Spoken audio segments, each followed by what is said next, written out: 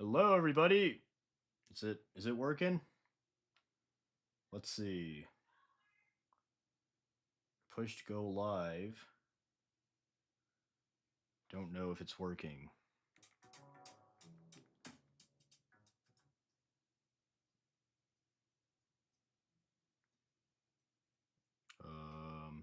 Anyone in the chat want to say if it's working or not? Yeah, I'm pretty bad at streaming and such. People said looks great, so I assume it's working. Hello. What's up, everybody? It looks like it's working. Let me Oh, okay, perfect. It is working. Cool. The camera I bought works, and the mic setup I made works as well. How wonderful. How's everyone doing today? Gonna be painting some stuff. My first ever painting stream. How cool. Oops. Oh, I just destroyed my heavy weapon squad. Whoops. Crack Duck hand reveal. My hand has been in many, I don't know about many, but quite a bit of videos. Yeah, look, it's very cool. Yeah, so I think I'll probably paint Catachan tonight. I hope it's I'm trying to. I tested this out before, but yeah, that looks like that should be a decent position for the stuff. Yeah, how's everyone been doing? Face revealed? Nah.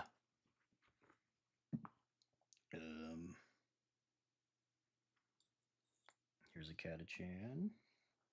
This one is my favorite one I made. Fucking awesome. Double rifle Catachan. How'd I do the skin? Skin tone, Gilliman washed, and then clean it up basically. I have a new way to do skin though. I did it with my Ogren. Actually, you know what? Let me get my Ogren. I want to show those off. They're really cool. Be right back. Hello, Mishmash copy. No, I don't know Mishmash. Who's that? Wait, hold on. I'll be back.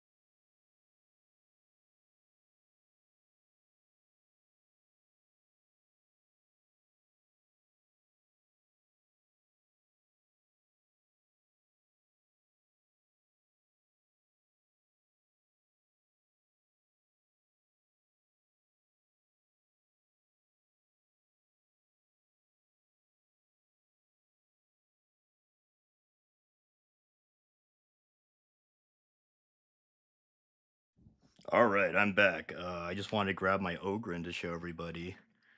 Oh, hey, thanks for the 5 toe reveal. Well, originally the camera was pointed like in a way that showed my toes and like crotch area. If you're watching Mishmash's stream, you might have heard me trying to fiddle with the camera to get it fixed. Come back. I'm back. I'm back. Don't worry, fellas. I'm back. Yeah, I just grabbed my Ogren. Look, I think I painted him pretty nicely. I think the color's about washed out just because it's so bright in here. But yeah, look, I think he's pretty nice. He looks more saturated in person than on camera, but I was quite proud of that one. Here's my other guy. The jungle models are old. Yeah, that's why I love them. They're awesome. Look at that guy.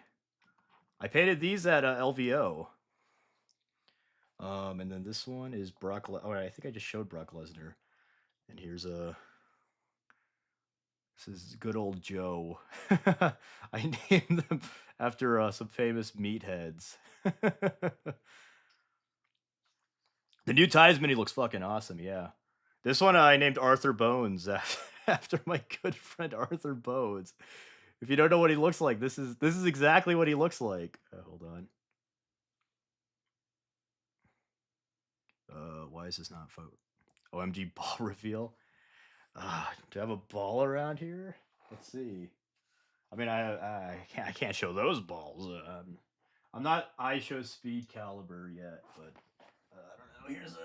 Here's a cool little Nerf ball reveal. Yeah, but I'm just gonna take a chill. Try to paint some Catachan. Here's some of my older ones. I think they're pretty good looking. These ones I painted pretty quick. These are for Kill Team. But yeah, let's. I'm just gonna do the skin tones. Yeah, I'm trying to figure out what I should do for these painting streams. If you guys have any cool ways, you guys might want to make it or have cool ideas to make it more engaging and stuff. I'm all ears. The new Titus model looks really good. It made me forgive the first Titus model that I kind of didn't like. Also, it makes sense why they try to put it on pawn it off in that stupid book. That book, it's so unfortunate too, because I really did want to get that book. It's just I don't want the stupid box in the front. Do I do any other tabletop games? Yeah, I do a few.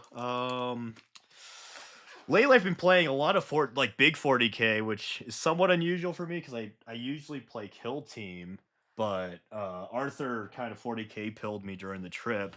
I saw no, me and my friends we played Blackout a bit. That was pretty fun. Honestly, the models aren't really my style, but the gameplay was really fun, so I could kind of forgive them for that. My favorite game that isn't Warhammer related at all is Relic Blade. That one's freaking awesome. Relic Blade is really fun. It's a really good skirmish game. It's also really cleverly written. I think it might be one of the most clever games I played. Just like all the mechanics fit together super well.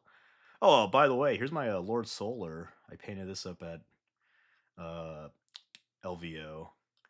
Did a little kit bash of him a while back, and I finally got the guy himself painted. But I gotta paint the base. Also, I gotta figure out what I want to do with this Terminator. It's kind of the Terminator is just so damn big that it's kind of awkward to do.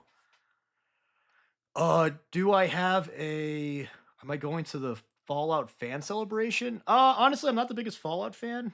I like Fallout all right, but it's never been my big thing, you know. So I don't know. Do I have a Necron army? No, I do not. I mean, I have Necron kill teams, maybe enough to make a 500 point list. I don't know for sure. What's the oldest model I have? So I have one of the classic Rogue Trader Space Marine, or not Space Marines, Imperial Guard. It's really random. I just got in a lot. I got a single of the plastic ones, and I kind of want to paint him up, but I don't know what I want to do with him yet. I'm either gonna paint him as like a classic Cadian or in my scheme. I don't really want to do the Rogue Trader scheme of the white. I don't know if it's not really my favorite one. Oh, I can tell that Space Wolf at top left is airbrushed. Oh yeah, yeah. I tried airbrushing the base coats. I don't know if I like it doing it that way because sometimes it does a little grainy effect. I don't know if what I'm doing wrong. It's very blurry. Might just be the autofocus not working.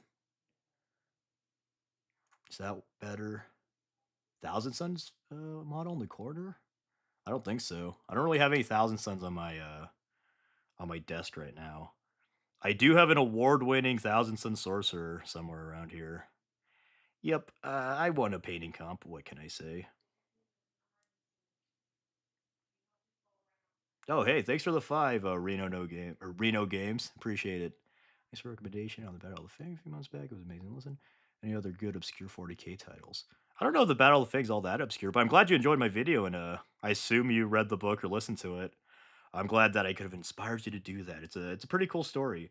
As for obscure 40k battles, or 40k books, I guess. Let me think. I don't think this is quite obscure, but it's quite old, so a lot of people don't seem to recommend it that much. But I really love Space King, or what's it called, Space Wolf by William King. If you like the Battle of the Fang, I'm sure you'll like that. Um, Ascension Day. That one's I don't know if that's really obscure Because I remember a while back, a lot of people were recommending it. Oops, I keep on, I keep on pulling out of the little camera. Sorry if I do anything crazy. I'm not used to painting on stream, honestly. Oh, it's once again, it's not focusing. There we go. Oh, hey, thanks for the 5 Lunar Night. Hey, Krak, I'm trying to make a YouTube video about my first time at a friendly Warhammer tournament. I was wondering what a good editor to use. A really great free one is called DaVinci Resolve. The editor I use is Filmora because it's the simplest one I found and like works perfectly for my applications. But DaVinci's great. It's free. The only reason I stopped using that one is because it honestly was like too good in that it had too many features that I wasn't using. And so that would just kind of overcomplicate things. And I was like, I just want something I could drag and drop, and that's what Filmora was. I heard the funnily enough, the TikTok editor is quite good. That's what my friend told me. And CapCut I heard is pretty good for like beginners. I don't know, I've never tried that one.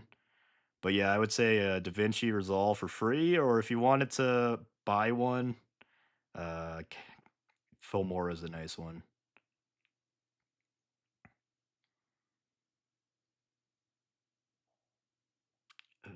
Let's see. These Tooth and Coat's flesh colors are very nice. These are honestly some of the best skin tones I've ever used.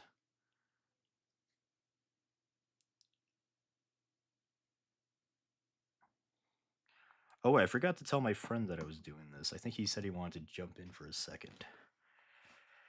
Hey, thanks for the kind words, Valabesh. I appreciate it. Hold on. Um, hold up.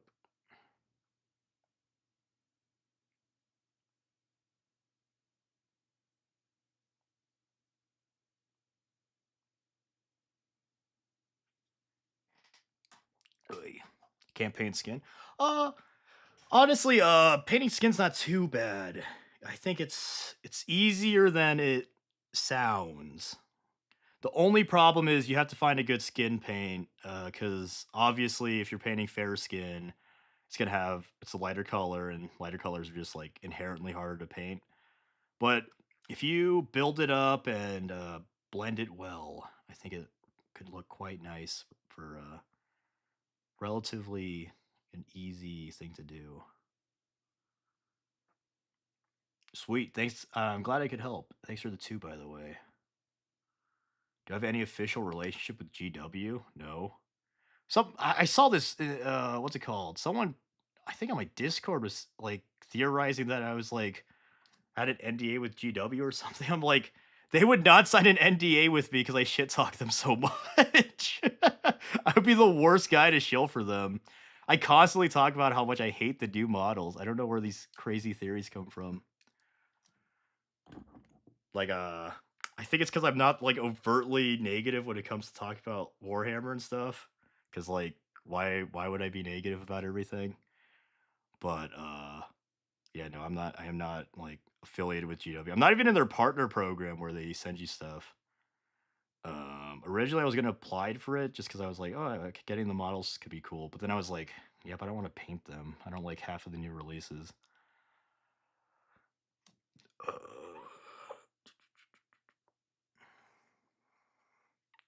Building some Krieg, nice, nice. It's from the new Combat Patrol or just the Krieg you had around? If I ever thought about making a Thunder Warrior video. Yeah, yeah, I have. Honestly, I'm still kind of holding off from Heresy stuff just because I'm not the most knowledgeable on the Heresy era. Plus, I like 40k more. But yeah, Thunder Warriors. I'll eventually make a video about them. They aren't high on my slate just because like there's not too much to talk about them. I feel they're also just kind of a stepping point into the history of Space Marines. But discussing wacky Warroad Trader stuff, that would be something that would be more interesting to me than Thunder Warriors, to be honest. So yeah, I'd be down. I'd consider doing that. This one is pretty cool. I like this pose. This pose I got inspired by the Codex.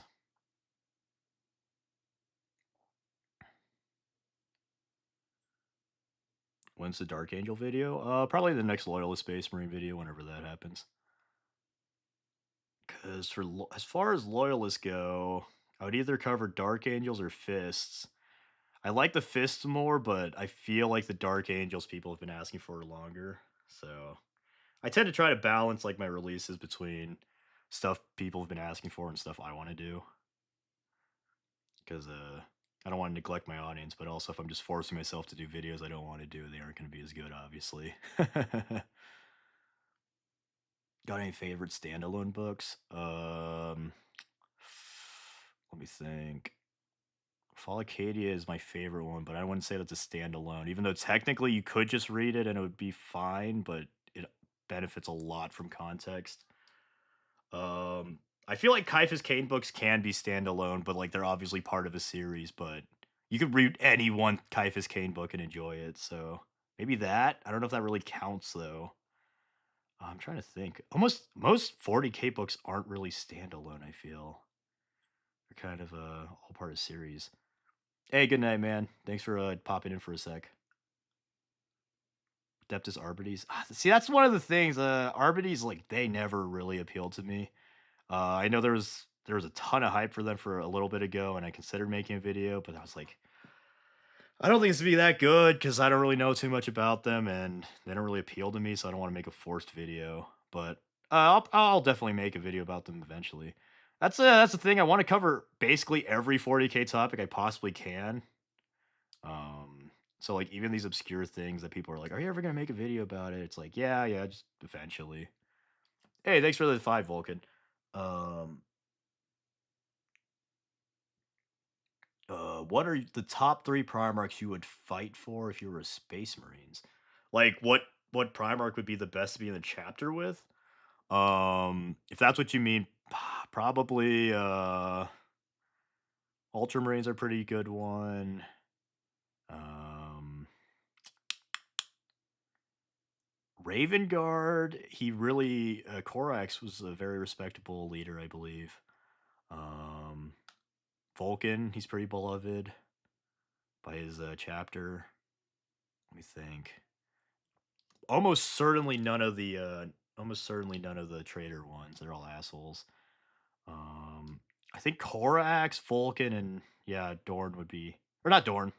Dorn was kind of a jerk. You know what? Actually, fighting for Lehman would be pretty cool.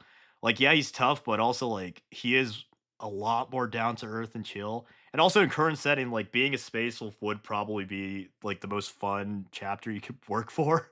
Just because like they literally just have little banquets with Grimnar after they do big battles, which is cute. Oh, hey, thanks for the 20. That's huge. Reno Gamer again for some more paints or new artist opus brush for futures. Oh, thanks, man. Oh yeah, I've been wanting to try the artist opus brushes. Are they any good? Do you have experience with them? I know they're a big name, but I try not to buy things based on names, more like based on what I can garner from like people's experiences. Because if I'm just buying things based on like, oh, this is a big name in the hobby, I buy everything, you know. Krak is a person. How to? Did you think I was an AI? That's offensive to me, dude. I can't fucking stand AI content, man. I'm pretty openly anti AI, at least Gen AI. I think there are some very interesting applications or useful applications for it, but like my god, they're just churning out crap and slop. It's unfortunate that's the way such an exciting thing went. Because like 10 years ago, if you asked anyone about AI, they'd be hella excited for it. And now it feels so cynical, man. Can I make an Ultramarine Eldar? Eldar or Elder? I don't know. I do have an Ultramarine model I'm going to paint. I have a plan to make a little Ultramarine force, which is pretty awesome. I want to make a 500-ish, 1,000-point Ultramarine list. I bought a Metal Calgar to lead it, and I plan to kit bash Sicarius and I found these cool honor guard at my local shop. My local shops have been having a lot of cool retro things. I don't know why this isn't freaking focusing. I need to work out the kinks of this, but yeah, I love Ultramarines are so fucking cool, man. I have plans to make an Ultramarine force, a Blood Angel force, and of course my Space Wolf force. But we'll have to see how long that takes me.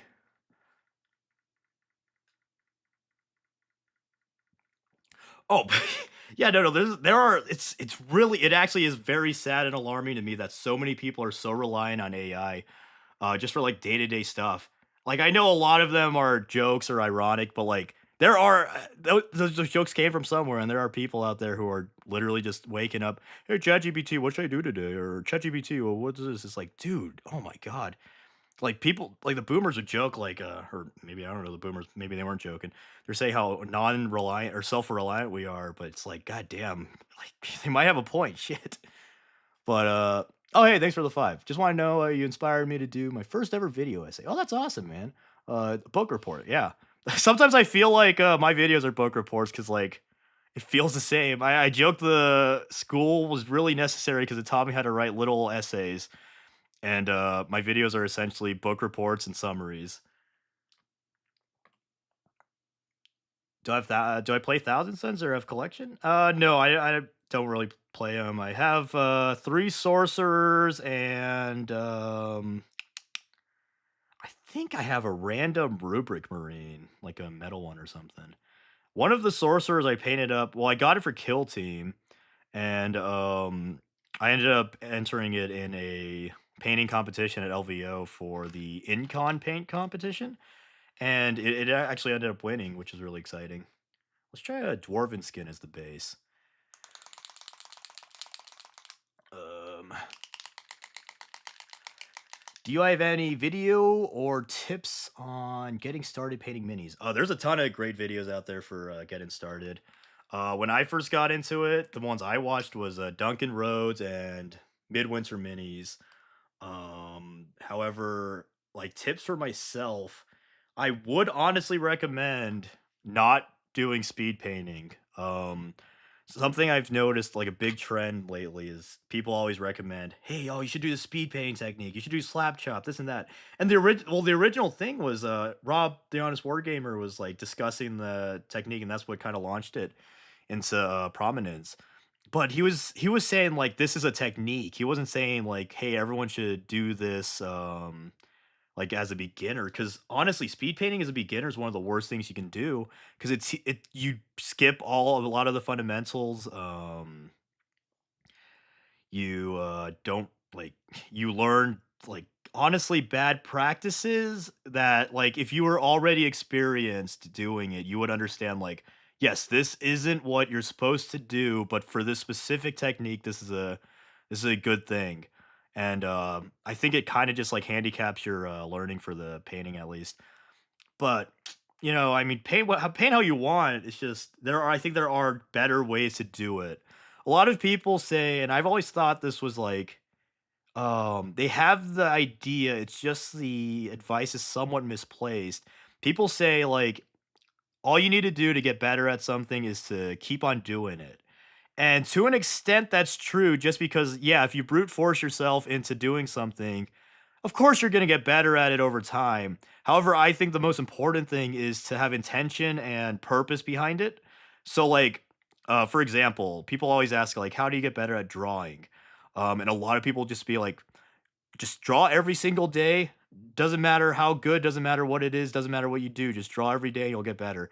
And yeah, you will get better. It'll just take forever. A much better approach, in my opinion, is to focus on the techniques, figure out the basics of stuff, like actually cognizantly draw and like work on what you're doing. That way you're learning, you're actually learning. But obviously that takes a bit more effort, but it in the long run it is faster, I think. How long would I say it takes me to paint a mini? Depending on which one, at the very least 2 hours, I would say. Usually, well, you know what was ridiculous? It used to take me about like 4 or 5 hours to paint a single guardsman, which is completely unsustainable. I've learned techniques to better streamline my painting process, just for the way I paint them. But yeah, that was honestly ridiculous. I would That's why I have so few guardsmen painted, despite having such a huge collection and like being in the hobby for a pretty decent amount of time now. It's just I would take so long, and I'm kind of a perfectionist. This kind of shows in my this like goes into my videos. My videos take me so much longer now to make, just because as I improved, I keep on wanting to make my videos better, and I'm a perfectionist, so it's like it's hard for me to cut corners, even if the corners I'm cutting aren't necessarily making them lower quality. It's just making it not the highest possible quality I have for the time.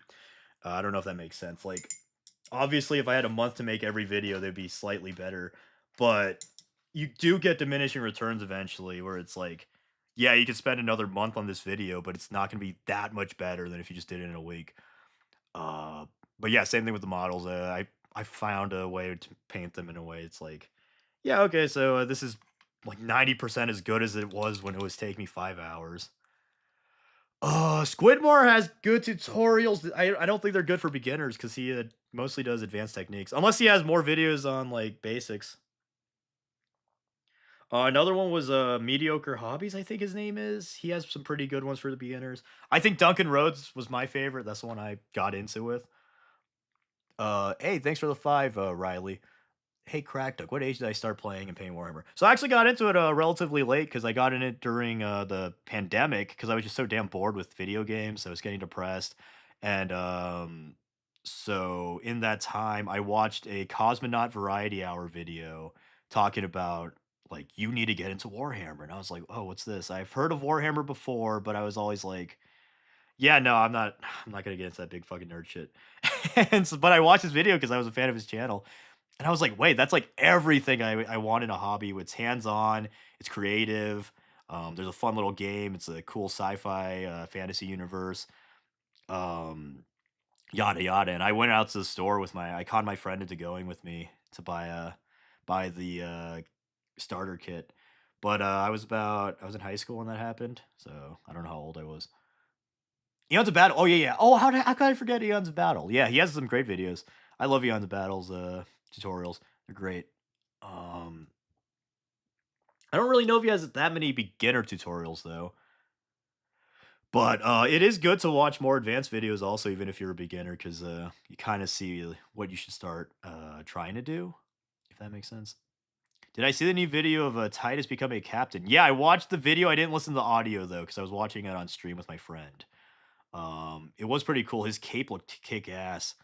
His model is so cool. He has such a nice pose.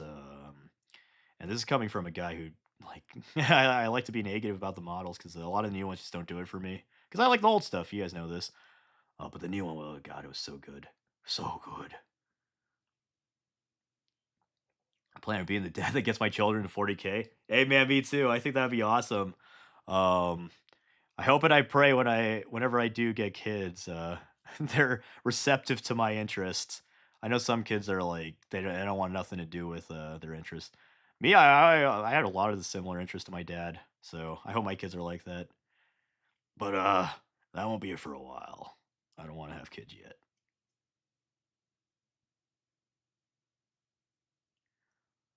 The new Necrons look so damn good. Yeah, they're pretty cool. I don't know what happened to Akron. You know what's weird, and it kind of worries me is that what's his face? Chiron wasn't there because in Titus's company command, Gadriel is a ancient now. But I thought Chiron. I don't know why Chiron would just be gone. But also, I guess he was a lower rank despite being older. So maybe he's just out there doing something. Because I mean, you don't. Not everyone gets to get promoted at the same time. Um,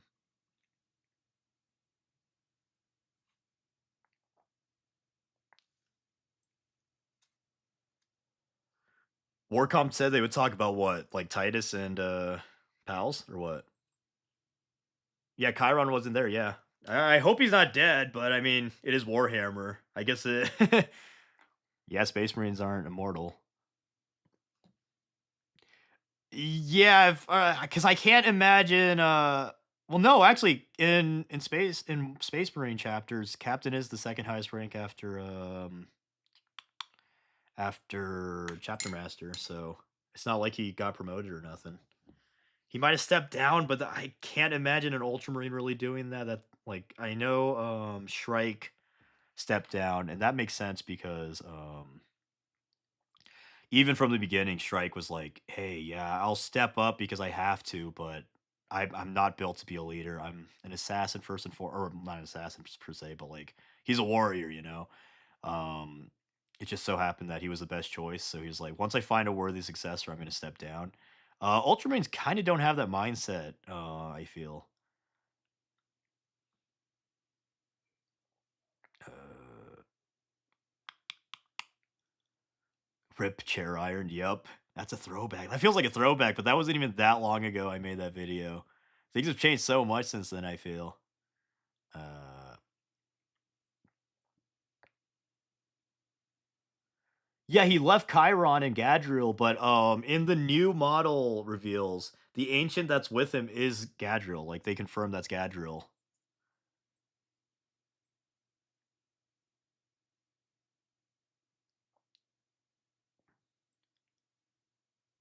What kind of ultramarine is that? What are you talking about?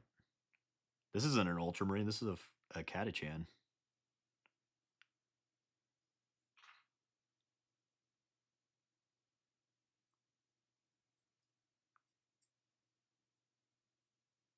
Oh, there's usually oh, so yeah, he's fucking dead, man. Ain't no way then if they actually just said that in the Warcom article, he's dead. Maybe they'll make him a dreadnought, but I kind of doubt it. I don't mind him just like actually dying though. I would be kind of bummed if Chiron died though. I liked Chiron a lot. But you know what? Maybe they'll be like the prelude of the game. Like you play a mission and then everything's going to shit. That'd be kind of interesting.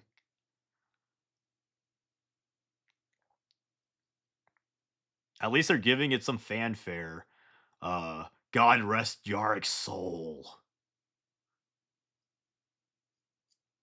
Well, Chiron was he was a lower rank than Gadriel. Gadriel had the red helmet, so he was a sergeant. Actually, wait, no. Was he a sergeant? Yeah, he was a sergeant. It was a red helmet. It didn't have a stripe or anything. Titus was lieutenant. Yeah,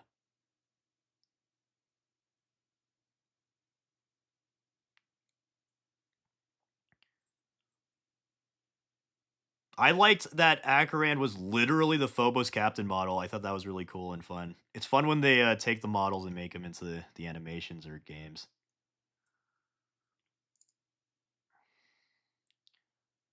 Oh, we don't know. We don't know for sure they off-screened him. I mean, again, it could just be like the cold open of the game. You're just in a battle and things going to shit.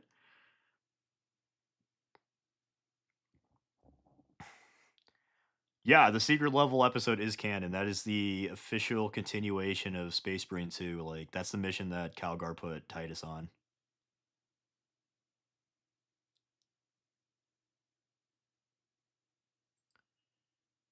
I'm gonna for the Titus model though. I'm gonna model him with a helmet. I hope it comes with a helmet option, but I mean, I have so many Mark 7 helmets, so I'll manage. Please stop using your big old thumb. I will use whatever I want. At least I'm not eating my brushes. Didn't Leandros die? No. Oh, I don't know. Maybe. The new Tau mechs I'm kind of iffy on.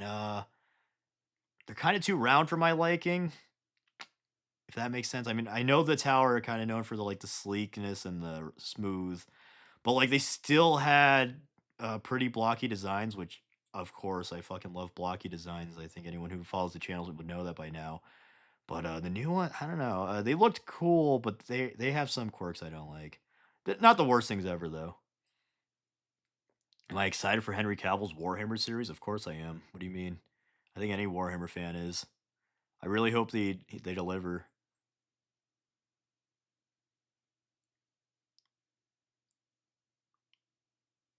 I keep on pulling it off camera. My bad, guys.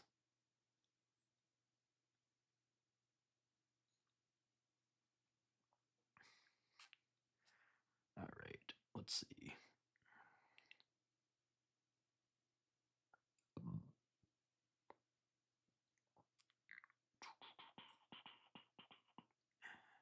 You know what model actually looked really kick-ass though was the Votan guy. I don't know what it was called with the orc head. I thought that was quite cool.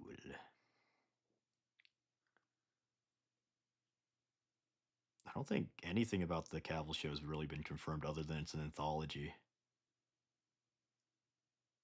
I really hope it's good. My heart wouldn't be able to take it if it was sucked.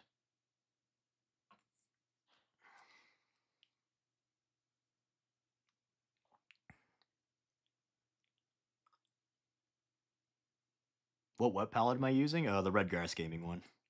I have like 3 of these because I kept on winning them at painting comps. Um, LVO. I won the speed painting comp a few times, and each time they had the same prize. So that was pretty funny. But yeah, it's quite a good one. I like it. It's just really hard to find the sponges for whatever reason. Because I wanted to buy a replacement sponge, but I could not find it anywhere. The Army Painter one's better in that regard. It's more accessible. Wait, Titus has a new design. Yeah, he got a new model. It looks really cool. It's so much better than the current one. I hate that current one. Sucks. I feel it's such a dumb pose. I really don't know what they're even going for with it.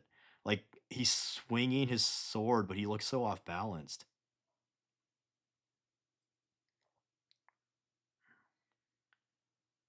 Have I tried the reusable membrane yet? What for the sponge? Yeah, yeah, that's the one I use.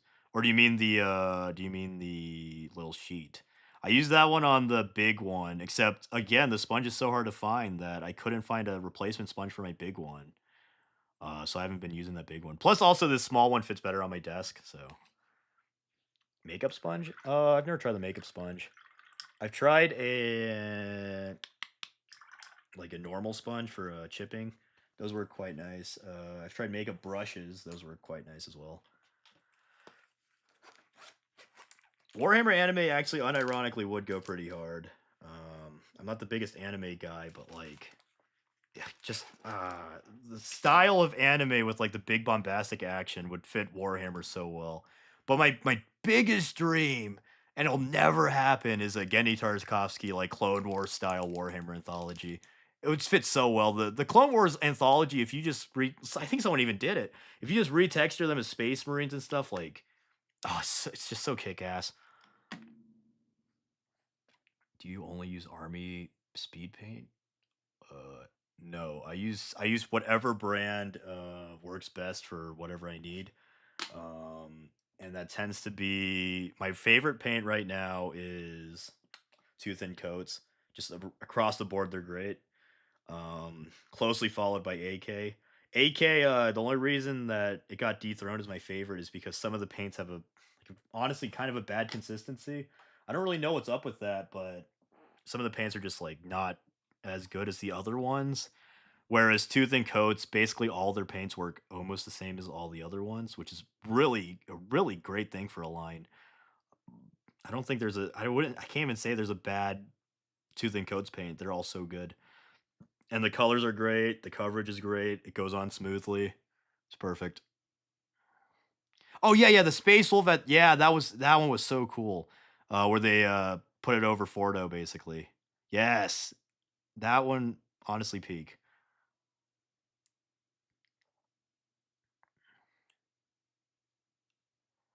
Well, I've always said it. Animation suits 40K so much better than live action, I think. Just I wish it was high quality animation because honestly, a lot of the Warhammer Plus animations, they're all right. But it's clear they didn't put like the budget that they probably could have. I feel like they could have stretched the budget. Obviously, I think they're saving the most of the budget for the Cavill show, which like yeah, that'll be cool, but live action, I just can't imagine a live action being better than animation for 40K. But who knows? I'd be happy to be pleasantly surprised. I don't really root for the downfall of things I like, so I hope it's good.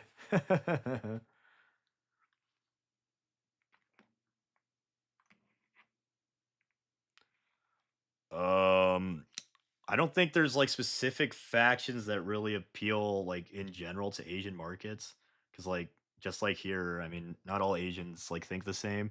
I think they try to do that with the Tau, but I don't think the Tau are like that much more popular in Japan or any of the other Asian countries than like other factions. At least when I went to Warhammer World, it seemed like the most popular was, well, obviously Space Marines, but then closely followed by, what was it? I don't even know actually. Honestly, when I went there, I only saw Space Marine players. I think I saw a few Chaos. It was also pretty. It was a. There weren't that many people playing at the store.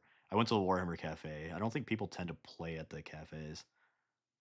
But yeah, I don't think like Eldar or Tau would necessarily appeal more to Japanese markets, especially because you got to think about it like this: like if the reasoning behind Tau would probably appeal to Japanese markets because the Japanese people like anime and mecha. Well, why would they like Tau over something like Gunpla, where Gunpla like they are only mecha and stuff, and like it's why would you take the imitation of that when you could have something more novel? I feel like something that makes things interesting to people is usually like the novelty of it. And obviously I'm speaking broadly. Like there are some people who just like everything they like is mecha and like they'll pick the mecha thing of all things. Um, but at least for me personally, if there was this new setting and it was exactly like 40K and like they designed this to appeal to me, I would be like, okay, yeah, I mean that's cool, but I like 40K, so why would I do this thing over 40K? I don't know, that's just me though. Exodite army, yeah. Yeah, that's never gonna happen. I'm sorry. I hate to be cynical like that, but the Exodites are never gonna happen. I just cannot imagine that ever. Eldar stuff just like it unfortunately just does not do well. I don't know why, because the Eldar are, I would say they were one of the big three factions, um, at least in the beginning, and they've kind of just kind of got replaced. Uh,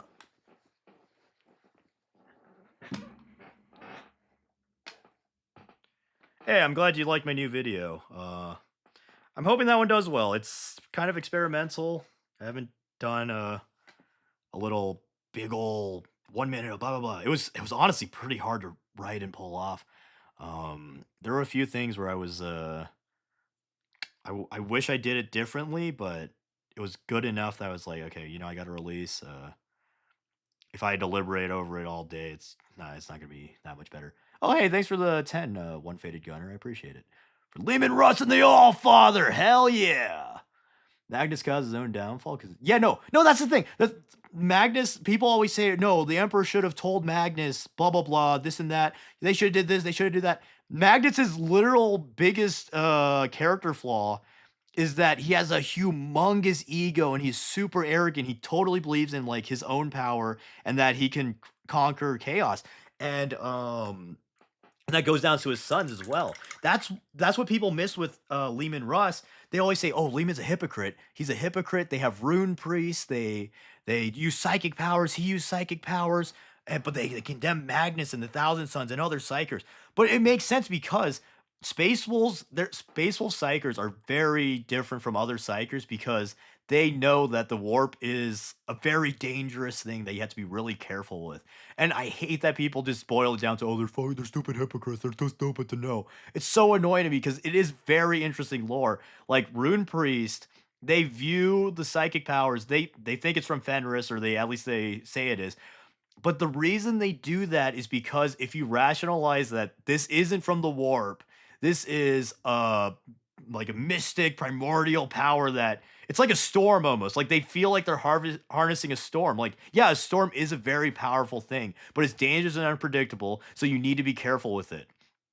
And that's exactly how the Rune Priests operate, and that's why they condemn the Thousand Sons so much, because the Thousand Sons have a completely different philosophy. Thousand Sons believe they are so powerful that they could conquer the storm and control it to their will. They could bend a storm to their will. But you can't. That's the thing with the warp. You can't bend it to your will. Even if you're the most powerful guy ever, even if you're the Emperor or Magnus or whoever, you can't completely control the warp. And that's why Magnus failed and he did so many wrongs, because he was so arrogant that at every single turn he would be like, I can control this, I can fix this, I can do this and that.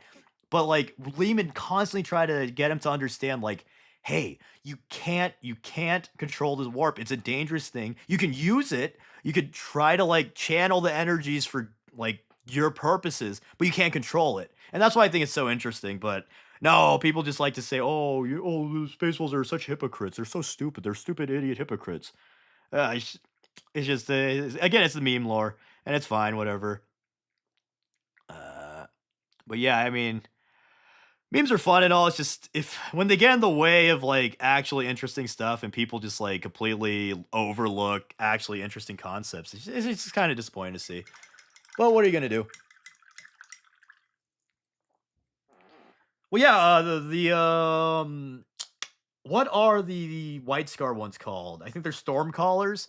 Those guys, they're similar. They also view the warp as something that's very dangerous. You can't tame it, but sometimes you can tap into its energy and use it for your purposes.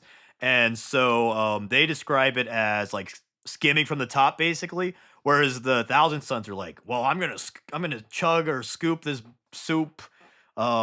Space Wolves and the White Scars are like, no, we skim from the top.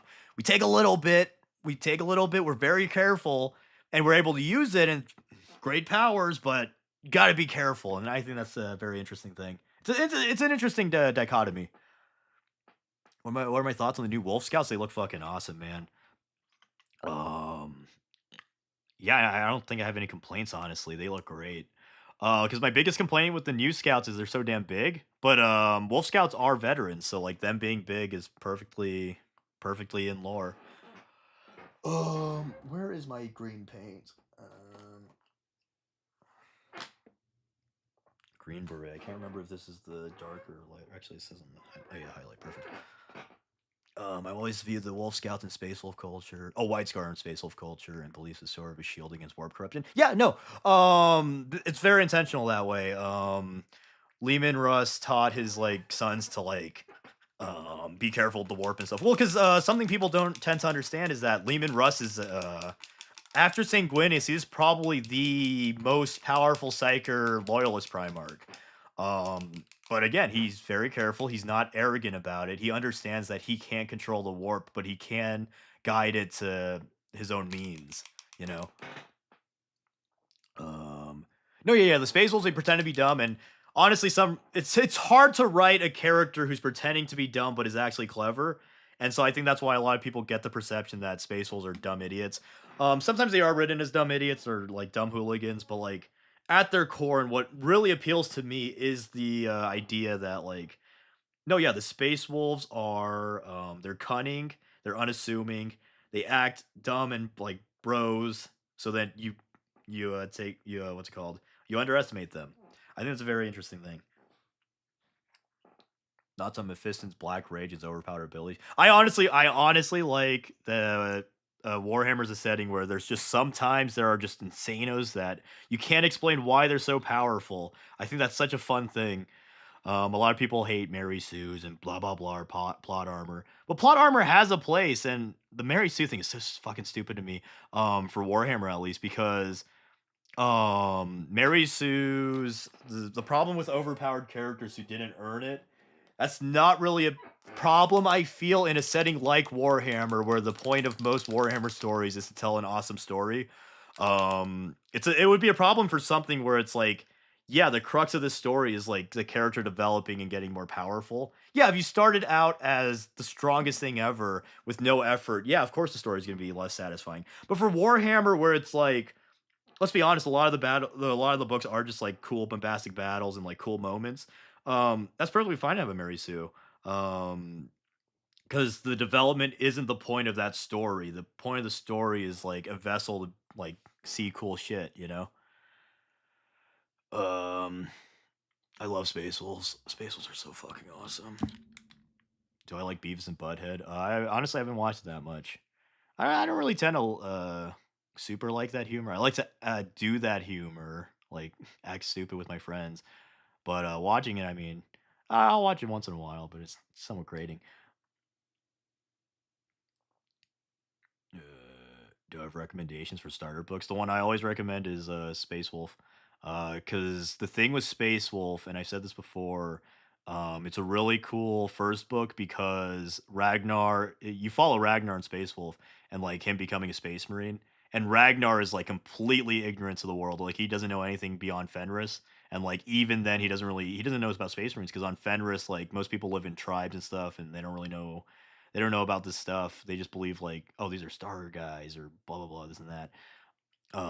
So it's really interesting following Ragnar's journey, and you're also in that space because, well, just because Ragnar's new to it, they're also explaining to Ragnar. So they explain a lot of Warhammer concepts in a cool and interesting way. And like it doesn't feel forced because like yeah, Ragnar is a space marine aspirant. He has to learn this shit. He wouldn't know it before. And there's just one really awesome scene. I kind of don't want to spoil it, but like basically he gets like glimpses of all the threats in the galaxy. And I just think that would be so cool. That'd be so cool to experience as someone who didn't know anything about the Warhammer setting. Cause like it really does like it teases you and it's like wow I want to learn more about these things or this and that. Other than that though, I think another good recommendation would be honestly I always recommend reading the codices first, the core rule book, and then read the codices. That way you could kind of figure out what you want to read and then go from there because it's like there's not one catch-all novel really that everyone would enjoy, so it's kind of hard to recommend something. uh Oh, hey, thanks for the 5, Dairy Dragon. I have an idea for you. Make a video about unknown xenospecies. You should include the old ones too, because that made me know about them. The problem with that is like there aren't that many of them, and also the ones that there aren't that much lore about them. So it'd be kind of hard to stretch it, but maybe. We'll have to see. Angel Green, I don't like that one. Let's see. That one's drying. I don't know. I kind of want a darker green for their pants. Where's my wyvern green? Hold on. Where did my wyvern green paint go? That one's a lovely phone. Emerald green. That's not it. That's not it. I can try blighted green. Army painter. Honestly, oh wait, it was right here. I'm stupid. Crack Duck is brown. Kinda. I'm Filipino Korean, so are is that considered brown? I know Mexicans are usually what people. I'm not Mexican. I guess Filipinos are kind of the Mexicans of Asian, so well, like a quarter Mexican. uh, let's see. Am I that dark right now? I'm lighter than usually feel because I've been staying inside. I guess yeah, maybe it looks a little brown. It's more tan. I don't know. I guess no. I guess no. Filipinos would. I guess you would call Filipinos brown. Yeah. Uh, well, yeah. Actually, there's a lot of brown Koreans too. Now that I think about it, I know the de facto Korean image most people get in their head is the like very fair skinned like K-pop look. I guess I also thought that. Let's see. Where is my flesh wash now? God damn it. Here it is. Let's try this flesh wash. Let's see if this is good. Do I like Cadians more than Space Marines? Damn right I do. Imperial Guard is my favorite faction. What do you gotta do to get a White Scar vid? Probably just wait. I'm gonna make one eventually. I honestly don't know when, cause Imperial no not Imperial Guard. I think the next one I do will be Dark Angels, just cause like they're so hotly requested. Like everyone's been clamoring for Dark Angels, and then probably Imperial Fist, cause Imperial Fist are also very popular, but I like Imperial Fist more than Dark Angels, but Dark Angels have been like asked for a lot more than Imperial Fist, so I kind of want to appease those people. White Scars, I like White Scars a lot. The problem is they aren't very popular at all. So like, the Raven Guard were like that's the video slate. I was like, I'm gonna do a faction that's not that popular that I want to do because I love the Raven Guard. And that video actually did really well. So hopefully the White Scar one does well. I always like think like these video because you can kind of gauge how you think a video will perform or a topic will perform is better to say. Um, and sometimes I'm just completely wrong. Like, the Raven Guard video was one of my best performing ones. Honestly, it was kind of crazy. Um, but then like I predicted this that was Steel Legion one would do pretty shitty, and lo and behold, it kind of did. That's another thing. Before I do the Dark Angel video, I want to read Son of the Forest because I heard it was so dang good. This wash is honestly kind of too dark. Actually, I bought this Dwarf Flesh speed paint. Let's see how that looks. Crack deck, I probably keep missing it, but what was my first mini? It was a Space Marine Intercessors paint set. The Assault Intercessors. I'm pretty sure the first one I painted was a 3 set. However, I bought that at the same time as I bought the Recruit Edition with my friend. So it may have been one of the ones from the Recruit Edition, but I'm pretty sure I painted one of the ones from the paint set first. This is a flesh wash? It's so orange. What the fuck? I don't think... I mean, it might look good. Let's see how it looks on there. I'd be mad if this ruins the coats I put down, though. You know what? Let's do it on this model that I wasn't really planning to paint too much. Yeah, no, I have a horrible sleeping schedule. Oh god, this paint, this one's awful. Look at this. This doesn't... This is... What the fuck? This is not a skin tone. This is not what it looked like at all in the picture. What the fuck? It's so orange. That's not right. God damn. What? Look, this is called Dwarven Skin. He looks like he has like massive jaundice and also like I don't even know. It looks like he fell in fucking Cheetos. Jesus Christ. I can't even imagine it drying because sometimes when it dries it changes colors, but this is horrible. AK has failed me. Oh ew. It's grotesque to look at. This is not a flesh shade. Oh hey, thanks for the 5. Thanks for the 5 again, Derry.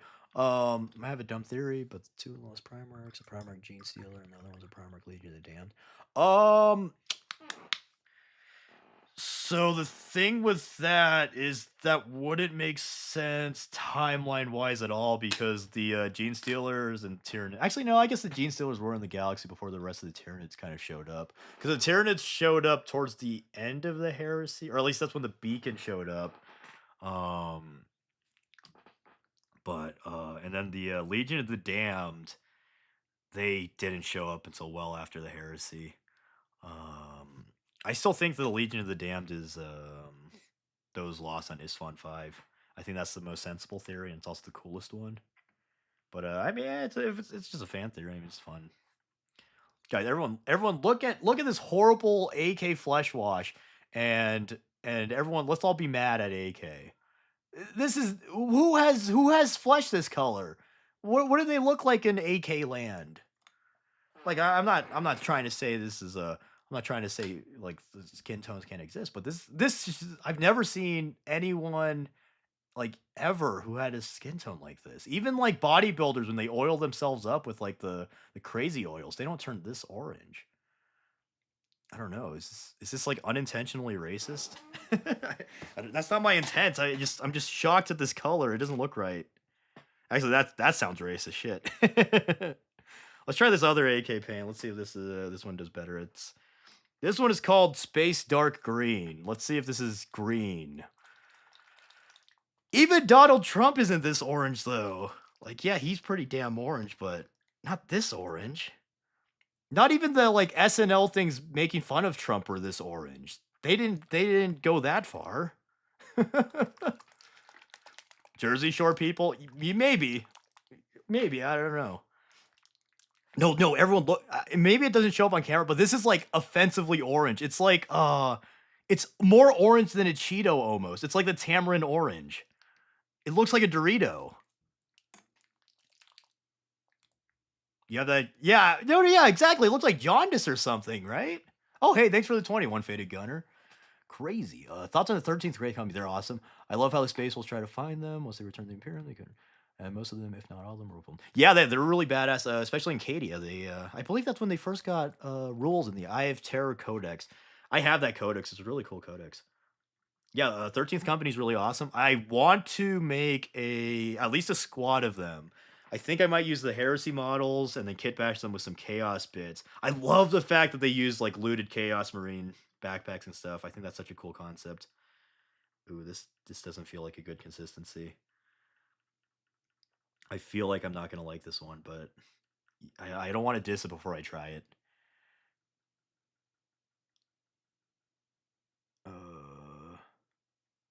OG Legion of the Damned. I'm colorblind, so I'll take your word on it. No, yeah, it was that orange is insane. Well, because it's called dwarven skin too. Usually, in these ranges, dwarven skin's like usually a darker, like tan skin. I don't know if dwarves are like traditionally tan or whatnot, but at least for Tooth and Coats and I believe Army Painter, the dwarven skins are the darkest ones. Which I was like, kind of doesn't make sense because aren't they all like underground all the time? You would think that not seeing the sun that much would Okay, this one is a lot better. This one's a lot better. This is what it seems like it would be on the box.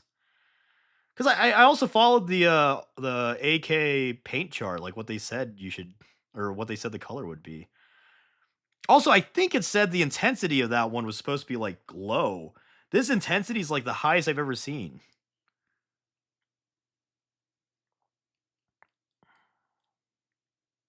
Okay, this one is better. I don't know if it's still not quite what I wanted, I don't think. The the consistency of it isn't super nice. But I mean you gotta experiment with paints. Sometimes you just pick losers, unfortunately. Actually, you know what? No, this one looks fine. It's just nothing special. No, he looks like he got shot by the carrot ray. I kind of want to keep him orange just like for gags, but you know what? Actually, because if I base coated it with white, it would just look even oranger. Because I was like, maybe it's because I base coated it with the skin tone, but like that wouldn't have mattered. If it was a white, it would have been even oranger. Maybe you're supposed to just use this as a glaze, but even then, like he looks like he has Addison's disease or whatever it's called, whatever JFK had. Maybe you're supposed to put this on like a dark skin tone. I don't know, man. I guess I'll just have one orange carrot man. He looks like he looks like the carrot man from Guardians of the Galaxy. Scary, it's grotesque. What's my favorite Chaos Space Marine Legion? Probably Thousand Suns or World Eaters. Or Black Legion. I like Black Legion quite a bit. World Eaters, the thing is, I hate Angron. I like Angron as a demon Primarch, but I hated him in the Heresy. He's such a stupid idiot. I don't know if I'm gaslighting myself or it's just because I'm looking at it more, but like it's starting to look more like skin. It's still a weird and off-putting. I'm also looking at my feed. It is more offensively orange in person than it is on camera. I think the camera's kind of taking down the saturation. Uh, bro, about a bronze. Yeah, he's more than bronze, man. Shit. Maybe you know what? Maybe I'll try. No, I don't want to. I don't want to. I was gonna say I could maybe try it on this coat and see how that looks. That might look better because this is like pinky, so it might cancel out the orange. But man, I'm kind of worried. I don't want to waste my efforts. Here, let's do it on this one because I'm gonna have to. I put the coat too thick anyway, so I'm gonna have to do it. Let's see. Okay, you know what? On a dark base coat, it kind of does look better because it works like a bronzer essentially. Okay, you know what? That's not bad. Still though, he looks like sunburn or he looks like toasted. This looks better. This certainly looks better, but again, it's still too orange, I feel. Yeah, this is I don't know. I might just toss that paint or something. I don't know. I just use this orange speed paint, I guess. I guess it would be good for fire and stuff. I usually don't toss my paints even if I hate them and don't use them, which maybe that's a hoarder tendency. I should just give them away to my pals. You know, actually, yeah, I should ask my friends if they want my paints because I need to tidy up. This one looks better. It looks better with that, like, pinkish, dark pink, skin tone under. I don't know, man. I should make all my Catachan carrot orange. Yeah. I kinda wanna just keep him as a carrot guy now. Like, paint his hair, like, a dark green or something. Stop making more of them orange. I wanted to do experiments. I wanted to experiment.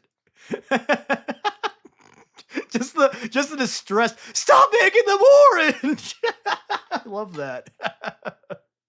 Are these the OG Catachan? This one is the OG metal Catachan, yeah. The other ones are the plastic ones. Honestly, I love the plastic ones. People give them a bad rep. Oh shit, I dropped my thing. Okay, let's see. Let's go back to, I think so far the best flesh wash I got was this Tooth and Coats one. So the thing with Lasgun colors is they were originally yellow and white. So the color I don't mind too much. I prefer the red. But you know what? But what I do mind is the sound. I hate when they make it pew pew like Star Wars blasters with little bolts. I prefer the like thunder crack and the beam. I think the beam is a lot cooler. And like the strong thunder crack noise, because like lasguns in lore do not pew pew. They sound like thunder cracks. Like people say they sound exactly like thunder, just like up close, which is like, yeah, I think the cackle would be that's a lot cooler than pew pew pew pew. Like pew pews are cute, but that's never what a lasgun was. A lasgun was never a pew pew laser gun like that. Yeah, I'll have an orange Catachan, just a little a little reference. Let's say it was it's freaking it's camouflage. They're on like Mars or something. And it's orange. That could work. Honestly, though, this flesh shade is not my favorite because it's kind of too dark. Um, cause the thing with the flesh shade is they should have a hints of red or orange usually. The red usually works better on like dark tone people, and then the red kind of better on the fair skins. But actually, no, this one looks good.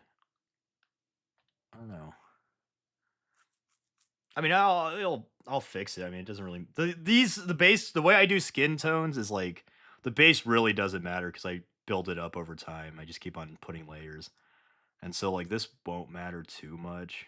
The only reason I wanted the flesh shake is because I wanted to see if I could streamline my process a little bit. I may just not.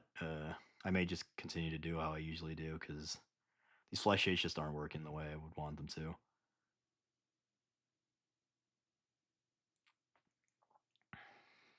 Actually, no, this guy looks pretty decent.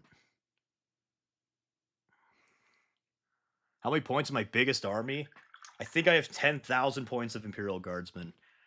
Because the thing is, in high school, when I had no expenses at all, I kind of went insane in every single. And this is stupid. If you are in high school, or even just not even in high school, this is just sound financial advice. Don't spend all of your money on toys. You should put some of it in savings or investments.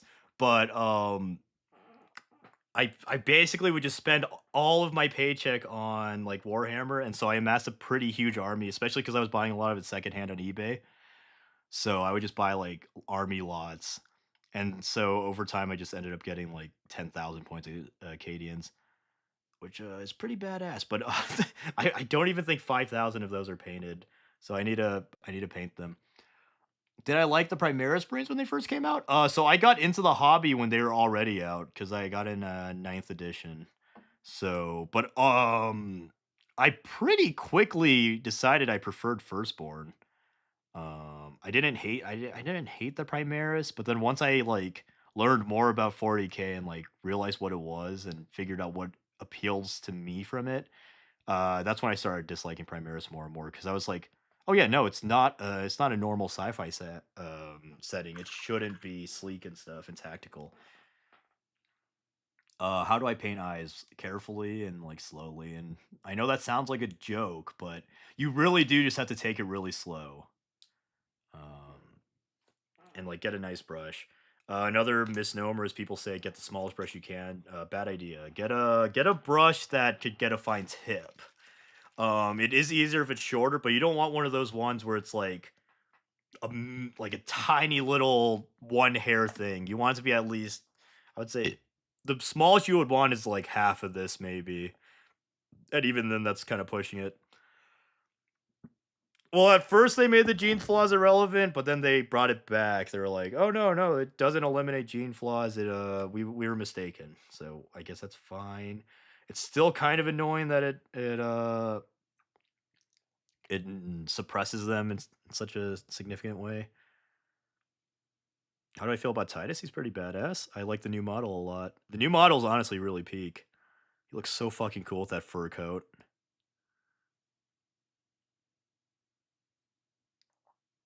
When I was watching the trailer, I think I said it, you could watch it on Mishmash's stream.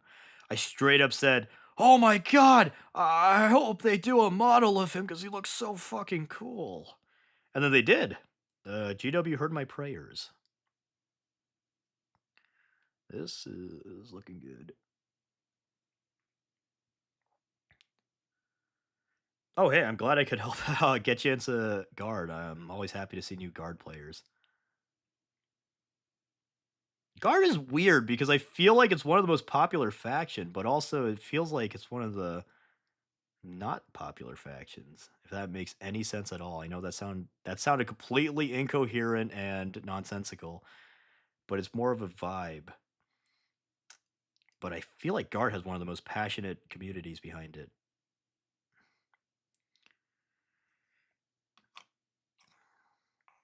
Yeah, but currently I'm working on this little Catachan force. Actually, you know what? The AK speed paint looks really nice now that I see it dried. This will clean up nicely. I don't know if you guys could really make it out.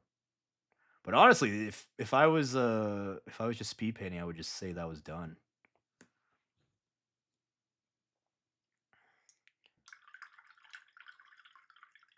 Thoughts on chapters with the chimeric gene seed? I don't really know any that have that, so I can't really say honestly. Are there any like prominent ones that are chimeric gene seed? My original, because I didn't understand how Space Marines worked. So at first I was like, "Oh yeah, my chapters, a bunch of Space Marine chapters that banded together," just because I had a bunch of like random kits, and I just put them all together. Because I had a Blood Angel kit, I had a Space Wolf kit, I had Ultramarines, and I was like, "Yeah, yeah, they all banded together." And then I was like, "Oh wait, that doesn't really make sense lore wise, unless I was doing a homebrew, which is fine." Um, but I was like, "No, I want to hear the lore a little bit closer."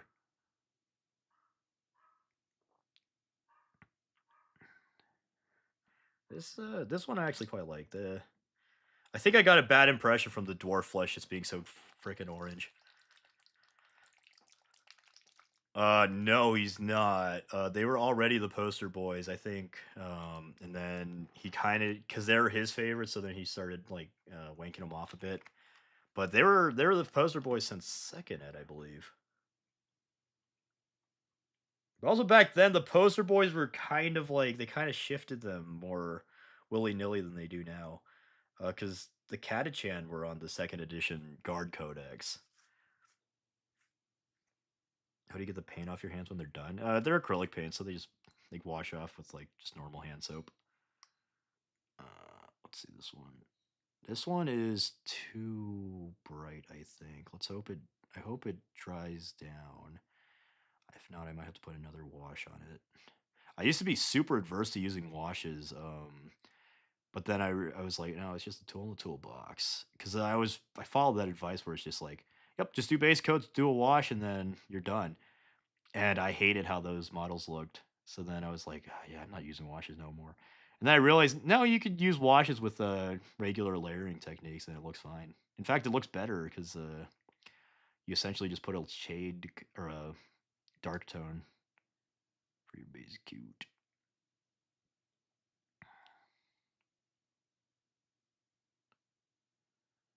Nice. Yeah, that looks pretty nice. Let's hope that dries nice. Yeah, Crimson Fist were the OG poster boys. Yep. What's my most hated faction? The Grey Knights. I think the Grey Knights are fucking stupid. It's funny to me. You just big push. Yeah, they would kind of just pick whatever was cool, and I honestly like that quite a bit. They kind of do that. They're kind of doing that again with the Garda, at least, where they put the Krieg in the front. I really hope Krieg aren't going to be actually the poster boys because I think they're really fucking boring. Mark 7 or Beaky? I think the Beaky could be pretty cool. Obviously Jump Pack and Bird, but I don't know. It might be easier if I saw the model if you want to post in the Discord. Matt Ward, though, I will say he has a lot of cool, like, kick-ass concepts and like books he wrote. He's the one who made Trays in the Infinite, if I'm not mistaken. But he did do pretty bad damage to Space Marine or Ultramarines and Grey Knights. So that sucks, but whatever. I don't know if that's not dry. You know what? This guy doesn't look bad. After that, now since I'm gonna do the flesh, like building up the layers, I think this one can look decent. Flesh is always hard because you don't want to make flesh like um in the typical heavy metal like layering style. You don't want to edge highlight and stuff because that's what made the Catachan infamously look scary and gross and gave him a horrible rep. You want to be more subtle with it, but also it's it's obviously harder to be more subtle than it is to just layer. No, Matt Ward's not the worst author by a long shot. Yes, Corey would definitely yeah, he probably really loves that Catachan I drew. However, I will say though, Corey, he has some really fucking funny moments. When he's not just being like incredibly stupid and horny. He has like moments of clarity where he's just really funny. Also, I kind of enjoy Corey episodes usually. My favorite is Zach, of course, but uh Tomar is also really funny. I love Oni plays. Okay, now okay, his flesh is not looking correct.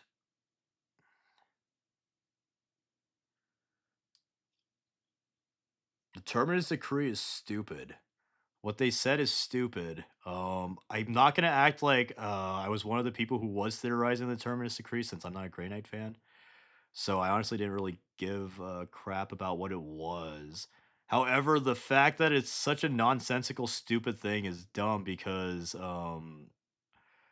this just goes with my general thoughts on like retcons and like explaining things. If you explain something and just make it less interesting than it was before, what's the point of explaining it?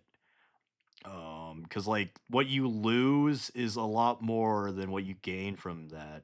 Because you obviously explaining things is essentially narratives, but like for the Terminus Decree, they explained it for really no reason, and um, and they lost so much from it because you lose a lot of interesting discussion.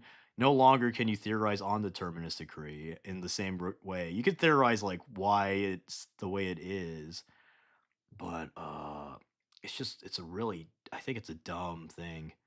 It's dumb they explained it. I hate that's the thing with a lot of media now is people just want everything to be explained and like there's really no mystique in a lot of settings now, which is kind of annoying to me because I think having things just be completely unanswered is kind of interesting as long as they don't go overboard. Obviously, the opposite end of that is also really annoying. Where like, oh, we just keep on dropping these mysteries, ooh, and like they expect the fans to fill in the blanks for everything. I think that's annoying. But also, like, there has to be a middle ground where it's like, I don't know, I don't like how I painted this guy actually. I mean, he'll come out good. I'll do more glazing and bringing down the tones. But yeah, will I ever cover the Iron Wars? I will cover every single Space Marine chapter, every single popular one at least. People always ask me like, "Are you going to cover this and that?" It's like, dude, it's a first found in Legion. Of course, I'm going to talk about it. I'd be foolish not to. But yeah, I don't mean to come off as mean. Then it's just I want to clear up that like I will cover every popular thing. I wouldn't. Yeah, no. The Terminus Decree pretty stupid. Pretty stupid.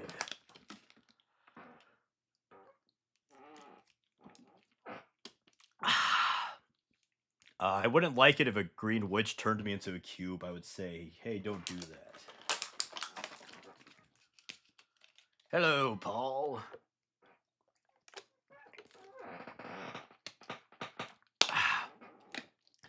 The only way I can see that Terminus decree making sense is the theory that it's just so they could feed the Emperor some psychers, like some easy kills.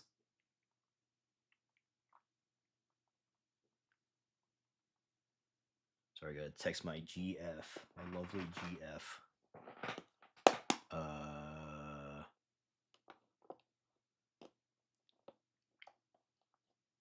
I hope he never covers the Lamenters. They're kind of dumb again. All right, yeah, I guess you're right. I should have covered those guys. I don't know why that one got me. Shit.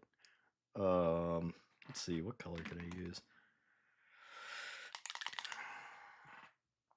You know what? I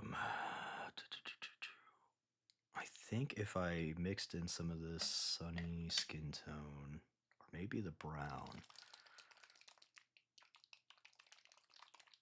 Grey Knights are just kind of obnoxious how they're written. I don't know. Why are Raven Guard mostly ignored by the lore? I don't know. I wouldn't say they're completely ignored. They have some pretty kick-ass lore. It's honestly just like the Raven Guard aren't one of the big five. The big five being the Ultramarines, the Blood Angels, Dark Angels, Space Wolves, and actually, who would it be? Fist, I guess. Those are the ones who tend to get the most love. And it also like from a story writing or storytelling perspective, it is somewhat harder to write a Raven Guard Space Marine book because like a lot of the times Black Library authors want to write a big bombastic action story.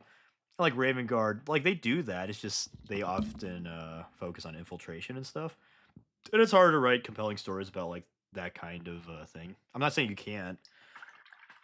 It's just a different kind of challenge.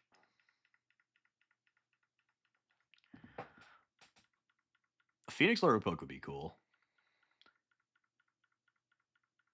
Oh, let me know how the Dark Tide tabletop game is. I've been eyeing it for a while, but oh wait, I just realized my stupid cord.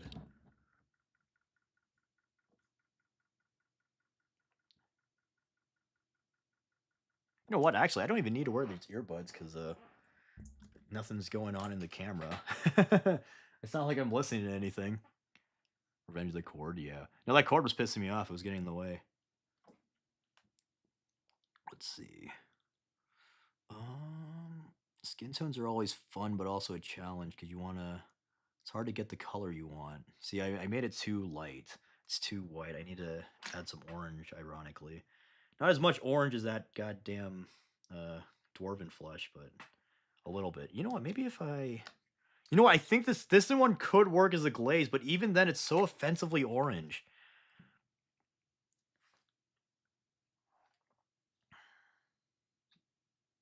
Let's see.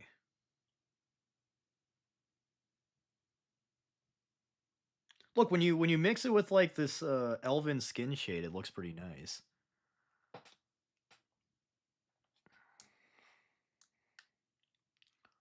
Seems to be a 4-man PV octagonal kill team. That's kind of cool. It's kind of like Fire Team then. I think Fire Team's actually a pretty good board game. One of their better ones. That helped me convince my friend to play Kill Team. Oh god, no, that looks bad. Oh, yeah. Skin tone is always hard to get the right color. Let's see. I think what it needs is a little bit of red. Maybe I don't know. Galvorback red would look good. I think. What do you like if the most popular regiments? Would you like if the most popular regiments got a kill team? Yeah. I think Catachan having a kill team would be pretty cool, and they can make it very thematic and cool. With Krieg technically not being kill team no more, I could see them doing something like that. Make a new regiment for that. The thing is, I'm kind of skeptical that I don't think I would like the new Catachan models more than I like the current ones. So I'm kind of worried for when they get an update. I hope it's good because the Space Wolves I quite liked in general. Um, I think I still prefer the Firstborn, but the new ones ain't bad. What do I feel about Gilliman rizzing up your brain? That meme kind of irks me, just because like it diminishes your brain's character. It's just being like, uh, it doesn't make her a character. It just makes her like a love interest that doesn't even really make sense. But 40K is such a weird setting where like everyone's fighting and stuff that the shippers will just cling on to anything, which I think is unfortunate. I think that's another case of memes getting in the way of a interesting thing. Because like your brain just literally just being, and I'm not saying this is actually what it is, but like in these memes, your brain's essentially just like Gilliman's fleshlight, and it's like it's just lame and dumb. Like she has a cool character, and it's like you're just diminishing her into, oh, Gilliman and her fuck. Oh yeah, they fuck. I think it's incredibly lame, honestly. Oh, hey, thanks again for the 501 Faded Gamer. People call me a hypocrite, but I think Howler Drago is OP for the sake of just being OP. While Grimnar's powerful but well written. Yeah, I think generally I would agree. However, that's just expanding on that. I wouldn't say that sorry, wait, let me take a second to figure out how to articulate this. Um I personally am a fan of characters who are OP just to be OP. I think that's a fun and interesting concept, especially in 40K. So I don't mind that Drago is just like unexplainably insane. I think it's kind of funny. It's kind of like a Malum Kato. Like I like Malum Kato just being insane and OP. I don't like him for his character traits because he doesn't really have any. But him just inexplicably being an insane person in this setting that could do crazy ass things is really fun, I think. So I don't really mind the existence of characters like that. And to be honest, Grimnar also kind of is like that. He has some feats where it's like, well, okay, that's kind of crazy. But almost all Space Marine characters do, and I think that's very fun and interesting.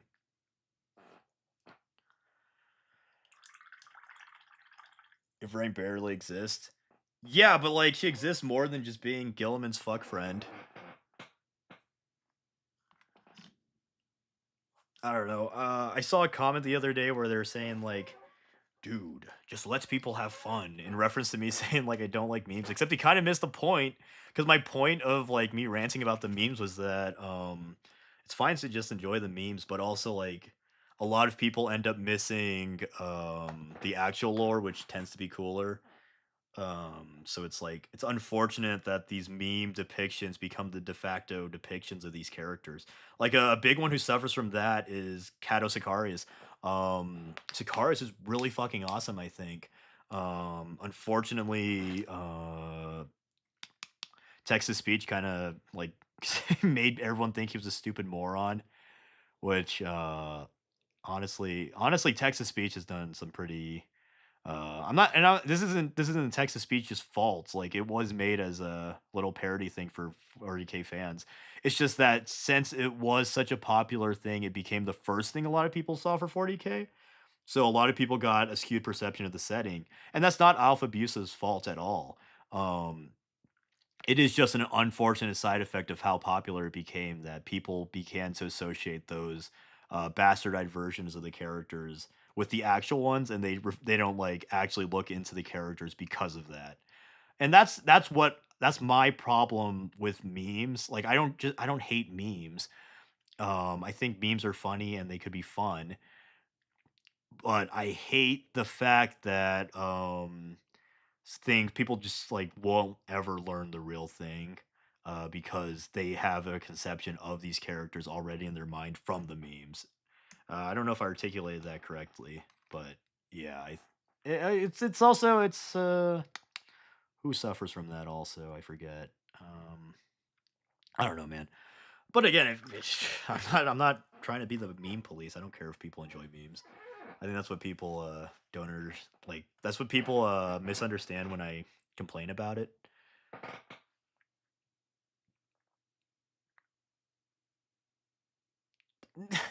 No, I don't know. I don't know about that. I don't think Yvrane's only character trait being that she fucks Gilliman is better than what she has going for her in lore. Even if what she has going for her in lore is like pretty bare bones. Her plight and the fact that she's Ned's chosen essentially is like that is already inherently more interesting than her just being a hot sexy elf that Gilliman bangs. Like and so the fact that, and also people aren't going to read your Vrain books then if they just think, oh, she's just going to fuck Gilliman. That's not very interesting. So she's never going to get more books if that's just how it is.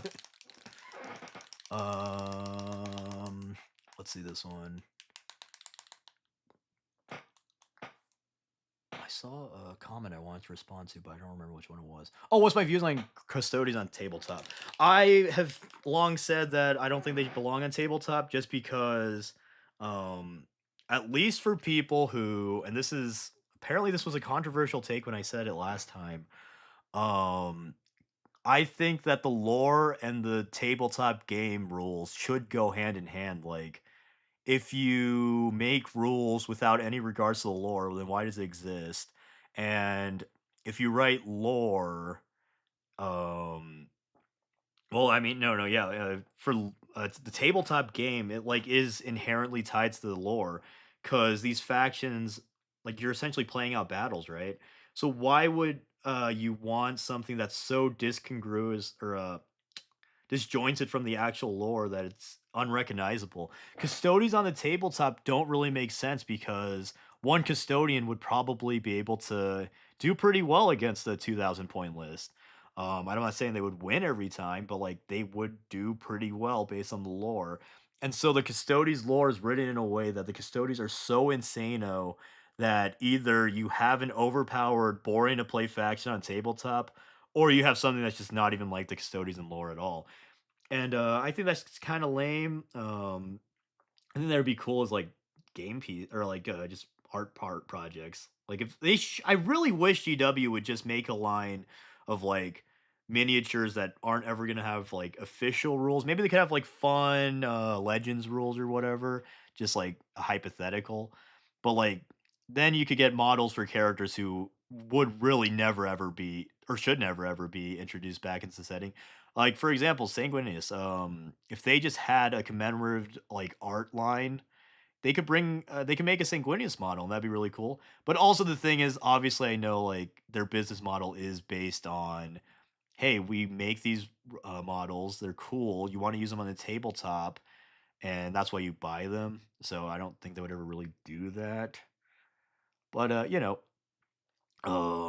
but also the thing with ultra elites in tabletop, and especially in like the more points you go, the lesser this problem is. But like I don't find it fun to just like spend 3 turns shooting a single unit just to like maybe kill them. I think that's not really fun for the opponent or the player. And this is mostly for kill team, because people say they wanted a custodian kill team.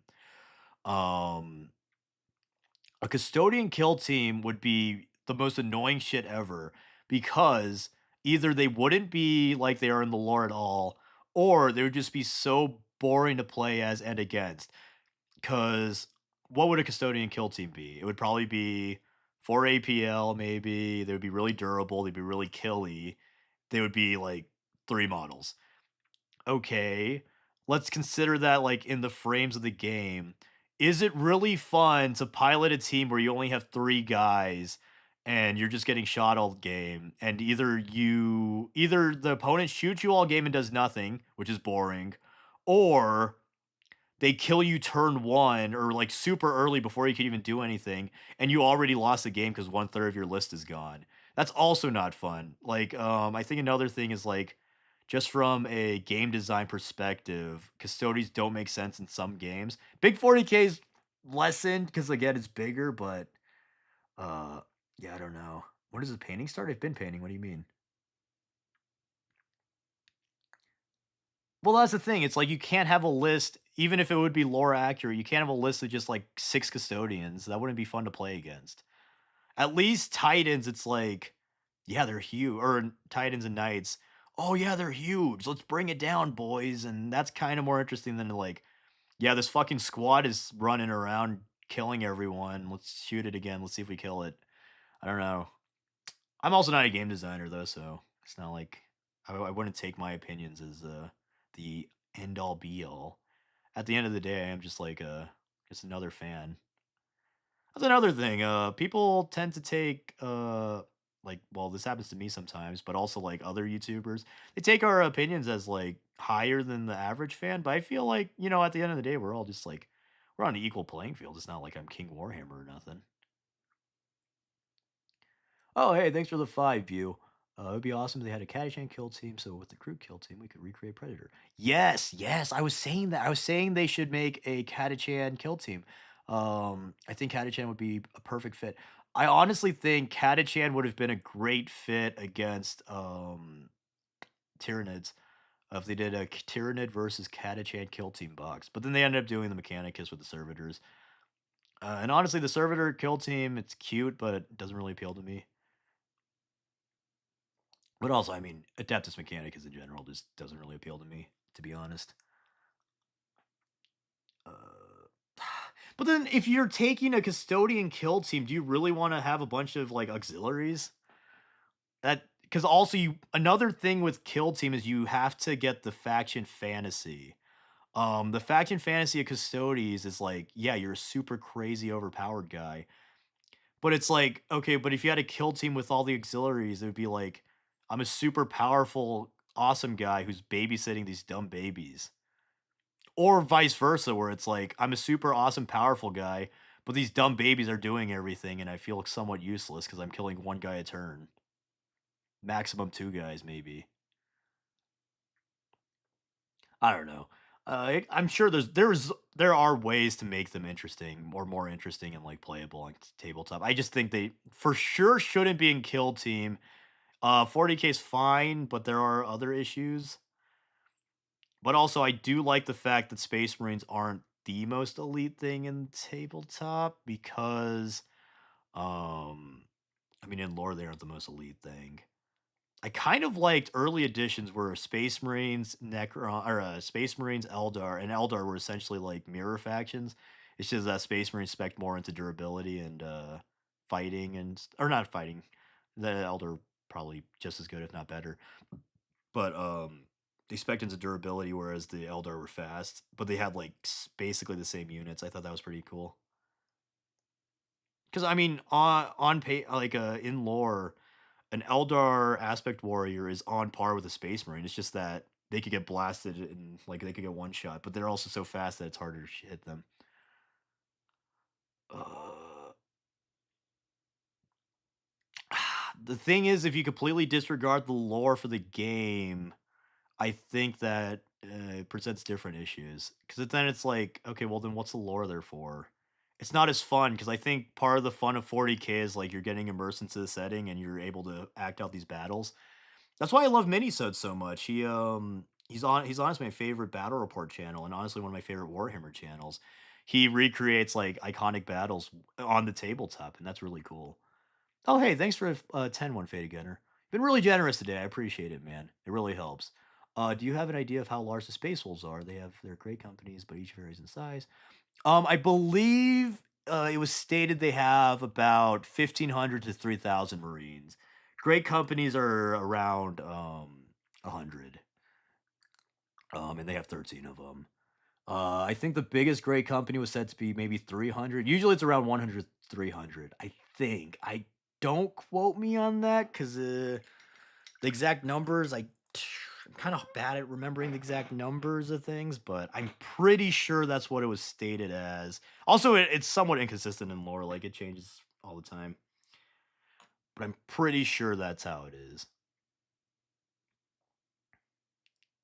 We should remove all the factions and make the "this is a guy" 40k. What does that mean?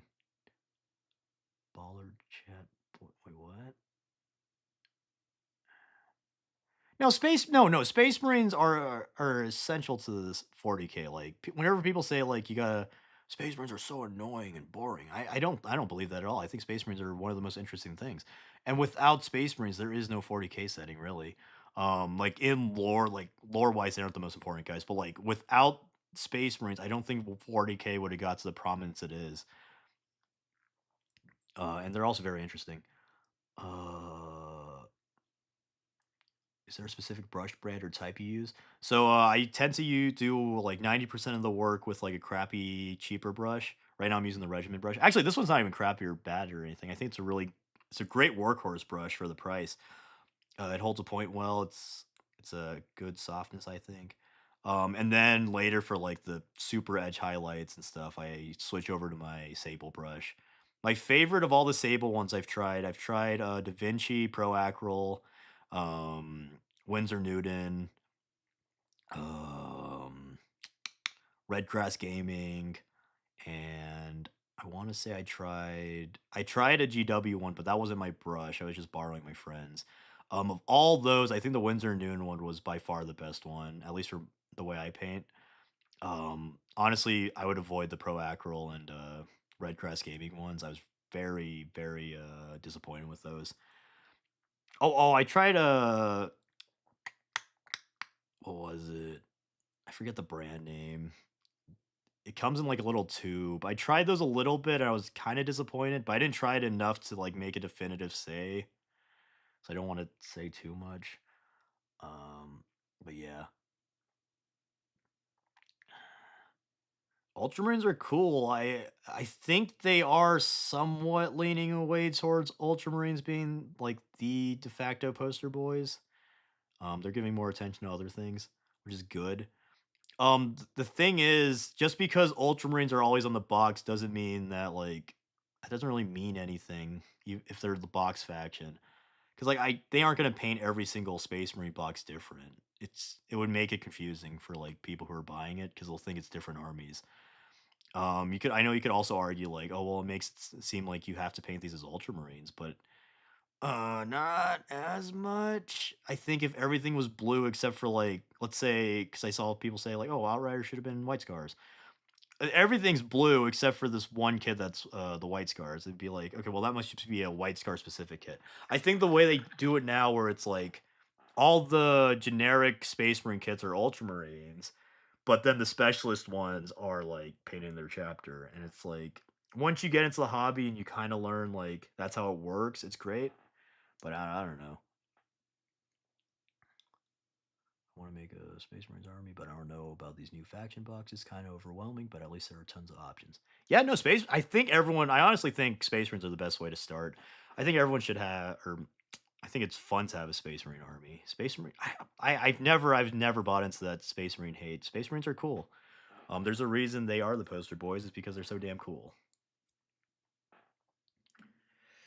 Where is my elven skin tone? I don't know where I put it.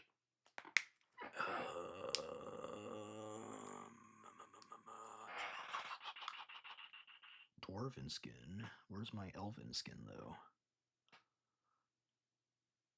No, yeah, no. Space Marine, Ultramarines are awesome. They aren't even the most basic guys because their Roman aesthetic is really unique. I think honestly, just purely aesthetics wise, I think the Imperial Fists are a lot more basic, at least in 40k. In 30k, they had more of a knight thing going, but like in 40k, the Imperial Fists are incredibly basic. They're the most basic because the Ultramarines, at least their veterans and stuff, have the cool Roman aesthetic. Like those Victrix Honor Guard, those are some of the coolest Primaris models they've ever made. They look so good. Yeah, I'm gonna one of my upcoming videos will be Dreadnoughts. Necrons are cool. Necrons are cool.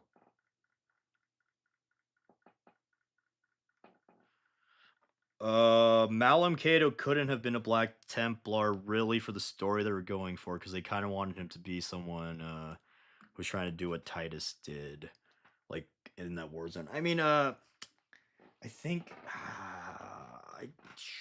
I like the idea of Malum being a Ultramarine because Ultramarines are also like this is something that kind of gets forgotten by people who like talk about Ultramarines because like you just associate them with like they're the really logical and reasonable guys. But no, the Ultramarines are like pretty well known for like having like a lot of rage and like going on berserker little or not berserker per se, but like going on little like crazy guy rant or battles. Titus, hot headed. Calgar, pretty hot headed. Uriel Ventress, hot headed. Even Gilliman, the Primarch of the Ultramarines, he's one of the biggest rage out guys in the setting. Like he could pretty consistently gets really mad and then like does some dumb fight he shouldn't do, which I think is awesome. I think that's cool. The Honor Guard are super cool. Yeah, fuck yeah. What's the next video in the pipeline? I don't know yet. I gotta figure that. Oh no, I know it's gonna be Crude. Crude. Um, Coat to Arms. Yeah, I've heard of it, but honestly, I have no interest in using retro paints. Like, I like the retro aesthetic, but like paint technology has gotten so much better. At least for mini paints, that it's like, why would I use the retro lines? I like the colors, but I could get the colors from other paint lines. Like Tooth and Coats, for example, they do a lot of colors that are inspired by old stuff. Goblinoid Green is apparently like almost 1-to-1 with Goblin Green. Yet it has the advantages of modern paints where it's like great coverage, it's smooth, et cetera, et cetera. That's something. That's another thing. I'm very open about really loving the old models and old aesthetics and stuff. And I don't love them because of the materials or like limitations they had. I love them because of the aesthetic and like artistry behind it. Um, I always say I love metal models, but I don't love them because they're metal. I love them because they have a really unique and cool aesthetic that is very artistic to me. If they were plastic, I would prefer that. Plastic is like an objectively superior material for models now. It's the best material for game pieces, I feel. What guard regiment do you think is most likely to get a full plastic range next? Honestly, probably Catachan. They're one of the big three. Unless they just got completely replaced by something else. I can't really imagine that though. The Catachan have been quite prominent since like literally since the inception of the Guard or second edition. Hey, I'm glad you like the videos. Thanks a lot. I appreciate it. Yeah, I think I can see Catachan getting a release. Uh, Especially because they had those Catachan commemorative models like Ripper Jackson and Sergeant. I don't actually. Did he have a name? He was a captain actually. I call him Apollo because he looks like Apollo Creed. Or Carl Weathers' character in Predator. I don't remember his name though. Or Jackson, because Sergeant Jackson. Oh no, not Jackson, Johnson. God, I'm stupid. Sorry. I was like, Jackson doesn't sound right. What the fuck? I actually got that commemorative model in a lot as well. I was really happy with that. I thought I would never get it. He's missing a head, but I'll find a replacement. Who's a better leader for the Necron, Silent King, or Emitek? I think, like you said, they both have their pros and cons, which that's kind of what makes that conflict interesting. Um, Emitek kind of has a point that Silent King did like fuck him over, but also the Silent King he seems like a better. I don't know necessarily better is the good word for it, but like Emitek's just too goddamn bloodthirsty, you know. So it's like you don't really want a leader who's that bloodthirsty, but also maybe that's what the Necrons need. It's obviously bad for the galaxy, but if the Necrons want to retake it, like it might be good that he's such a like crazy warmonger. I don't know. Honestly, though, I'm not super into Necron lore. I don't know too much about them. Really like the colorful nids. I agree. Colorful nids are fucking awesome. Do they do the messy gray and purple? I haven't really seen that. I feel like they always do Leviathan. Oh, I guess. You're saying the like white off white of Leviathan's gray.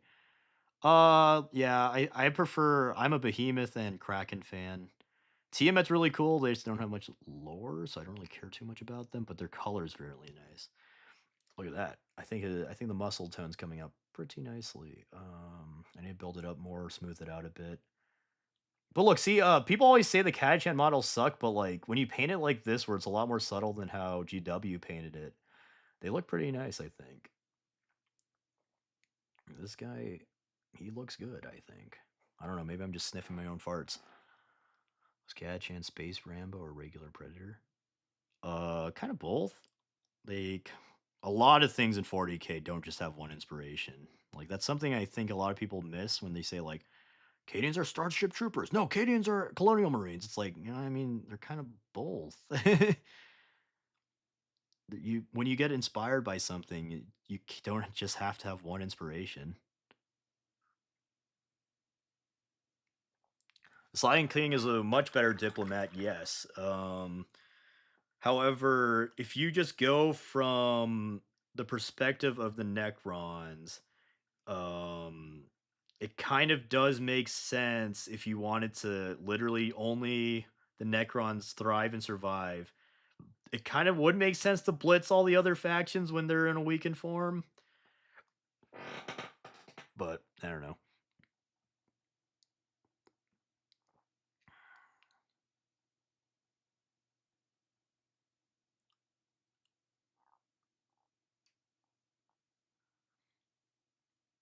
Also, I don't know why I'm painting this guy first. I needed the Lasgun guy done. I should have prioritized him.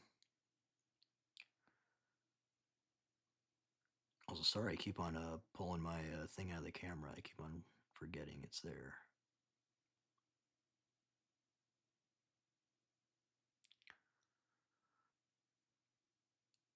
Would I rather lead?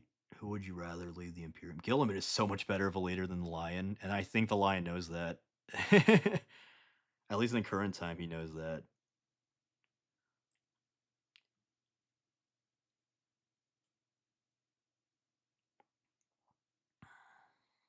Honestly, Imatech versus Silent King is almost similar to the leading styles of the Gilliman Lion, I feel.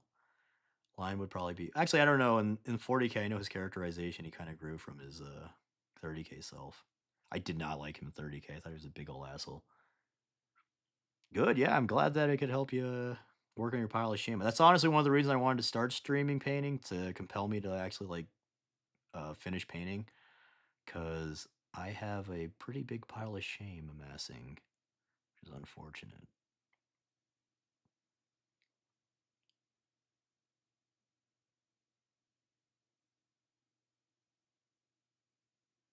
Alright, I think I might have pushed these highlights too far on the skin right after I bitched and complained about GW's way of painting the Catachan. I'm gonna have to punch it down a bit, but I need to feather this out. The best thing I feel for painting skin is just having all the skin tones on your thing in a big old blob. And getting what's needed. However, honestly, from like tabletop, this guy would be perfect. I think he's already done. It's just, I'm an insane when I like to look at my models up close. I always paint them very high. I plan on, hey, thanks for the 5, sir. Sir Dames. I plan on buying some Imperial Guard to paint in the future. Do you have recommendations or any unique regimen I should check out? What interests you? If you want to say in the chat, just for more context for me, I could kind of make it a recommendation. You don't have to donate again. I'll just look. I'll try to keep my eyes out on that. Any tips on painting eyes? Yeah, honestly, just take it slow and steady. The way I do it is I paint the black part, then I do the white on the sides, and then I clean it up with the skin tone if I leaked out. That way you don't have to be as precise.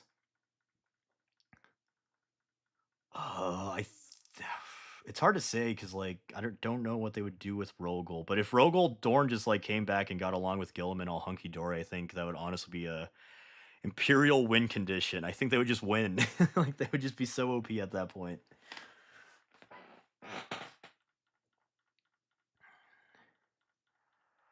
Well, so the thing with the biotransference is that it's kind of the difference between like, yeah, you're alive, but are you living? You know, that like classic philosophical question. It's like, to the Silent King, what's the point of being immortal and powerful if you don't have your soul? And so he has great regret over that, which is very interesting. So, it makes sense that he would want to do that. And I think that's why it's an interesting philosophical clash with Imatech, because Imatech just wants power. He doesn't care that he has a soul. Um, But like to the Silent King, it's like he needs to have his soul back, which is very interesting. And also the concept of soul in 40K is so abstract and is abstract like that. So it's like, what exactly does the soul do in 40K, and why does he want it back so bad? Because like it's not like the soul's their personality, because the Necrons have a ton of personality even without their souls. So it's like, what is it? Is it literally just like you feel a part of you missing? And I think that's a really interesting concept. What's my skin recipe? Well, you could use this awesome flesh wash from AK Dwarf Flesh and get this beautiful, stunning guy, this orange carrot man. But lately I've been using the triad from Tooth and Coats. Barbarian Brawn is the shade, Dwarven skin, and then Elven skin. I mix them up and then like go over. What I do is I tend to do Barbarian Brawn mixed with a little bit of Dwarven skin. Then I'll do a wash, either Gilliman wash, watered down, or now I'm trying out this Tooth and Coats flesh wash, and both of them work fine. They both get the same effect. I just want the very, very inside recesses done. And then once that's done, you could kind of see it here. I slowly add more and more dwarven flesh, and then eventually elven skin, and just like build up the highlights. You kind of want to feather, because if you make it really contrasty like you would with armor, it looks really shitty on skin, because then it looks like, well, this guy's a freaking beanbag, disgusting freak thing, you know. Um, but yeah, the thing with skin is you want to be subtle. You do not want to do what GW did and like pin shade it, or like just put a straight contrast. I think straight contrast though works great on Cadian faces, because like they have so much detail. What if Kurz wasn't crazy? That's it's hard to see. It's hard to say what would happen, because like him being crazy is such a core part of his character. But yeah, if he wasn't crazy, yeah, he would be a great guy. Where did my Catachan go? The one with the two las guns. I wanted to paint him up first because I need an extra lasgun marine, or not marine, guardsman. I don't know where I put him though. That is not him. That's not him. What the fuck? He done disappeared. Oh no, here he is. Sorry, my bad. I'm stupid.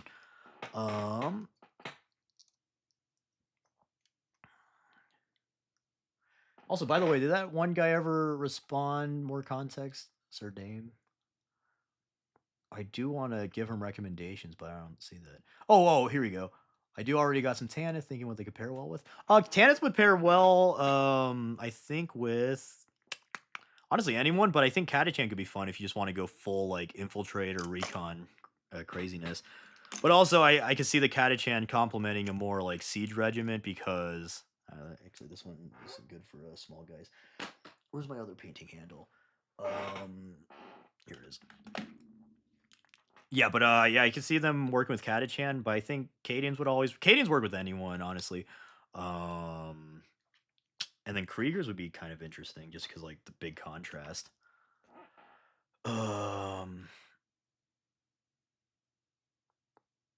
Hey, it's all good, Crime Robot. I'll be doing more of these painting streams. This one's honestly more of a test to see if I want to work out the kinks if there are any. By the way, everyone just holler at me in the comments what you think, if there's any issues. I know I keep on seeing this camera focusing weird, so I'll have to see what's up with that. But let's see. I feel like fan fiction things like Dornian Heresy are a more straight 40K. I'm usually straight 40K. That's with any fandom. I don't really tend to care too much about non-official things. I don't know. Maybe I have brain worms, but yeah. Who's the best duelist? I think. Probably Sanguinius for sure. But if we aren't going insane, it was probably Fulgrim or Lion. Also, a Korax would be up there, I would say. The thing with that, though, is like, I feel like the best duelist is different from the best combatant. Like, Angron would probably be one of the better combatants, but I don't know if he's a great straight duelist. Actually, no. Angron would be a pretty good duelist. I think. Russ would be up there. Actually, Russ might be one of the best ones. Oh, hey, thanks again, One Faded Gunner, for the 10. Never thought about it like that, honestly. It does make me view the Saiyan King dilemma differently. I still don't fully agree with it, but I find him the better leader. I love Imitek. Imitek's super cool, to be fair. He's really fucking awesome. But yeah, I think the Silent King's like quest to re-find his soul and like undam his species is really interesting. And that's why it's kind of why I really like his character. But Imitek's really cool just as like a Warhammer character, if you know what I mean. Like he is the like Necron general. He's like the scariest guy ever. Uh, but yeah, yeah, Necrons are quite interesting.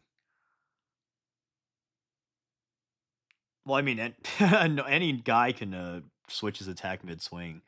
It's just that the lion was like he realized that he had to be more erratic to fight Kurz. Well, because Kurz, he's not a great duelist, but he's such a fucking insano, and like he's so erratic that it's hard to fight him for like someone like the lion who is a more traditional duelist. I think that's what he said in the book. What was that book again? It was fucking.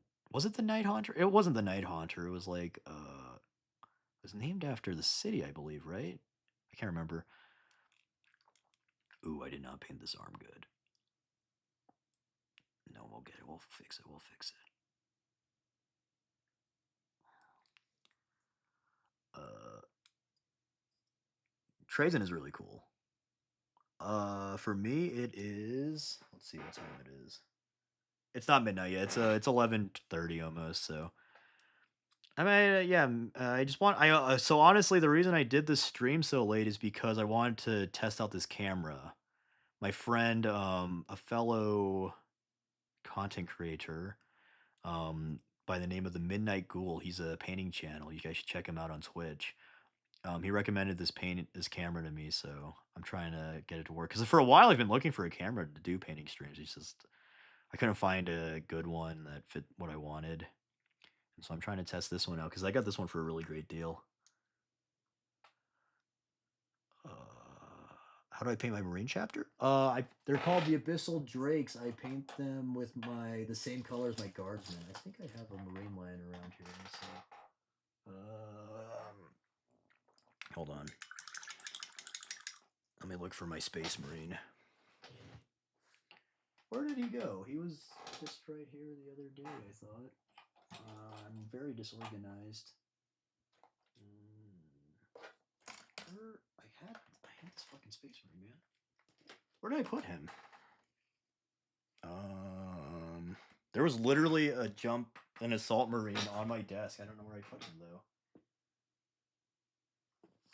Hold on.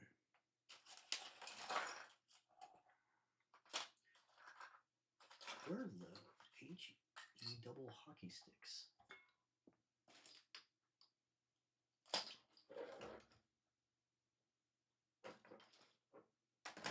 Okay, wait, hold on. This is driving me crazy. I can't find my marine. Hold on, I gotta find this fella.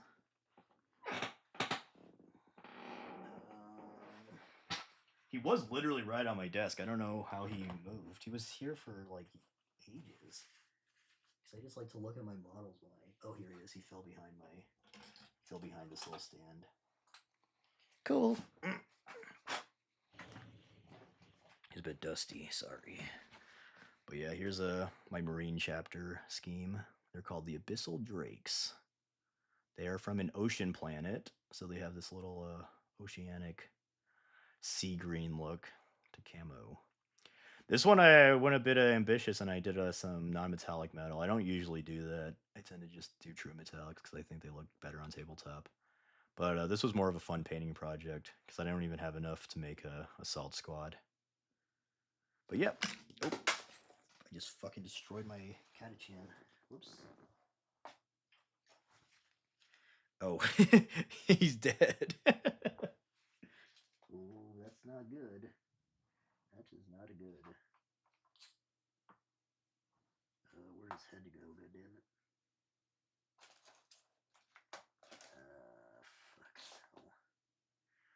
That's one of the problem with painting handles is that like the center of gravity is so damn high. It's easy to destroy your own toys. Hold on, let me find his head. I don't wanna lose that. I would 100% play a Battlefield 40K game. That would be fucking awesome. Where did his head go? God damn it.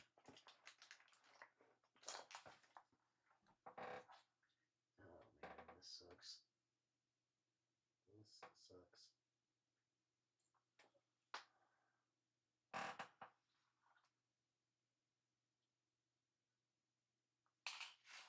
Oh, here it is. I found it. Very good, very good. All right.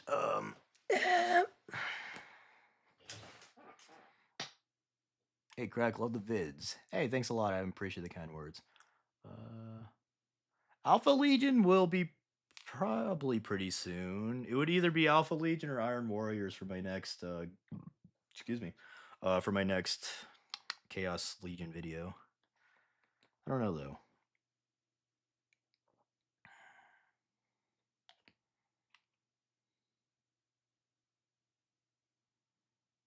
Okay, let's see.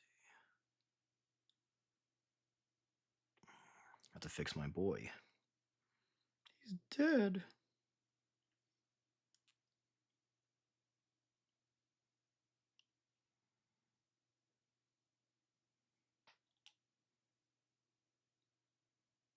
Maybe I should use super glue.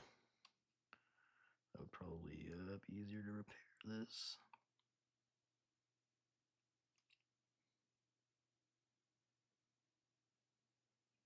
No! No! Star Wars Battlefront game would work very well with Warhammer, I believe. Problem with re-gluing it like this is it kind of ruins the freaking paint.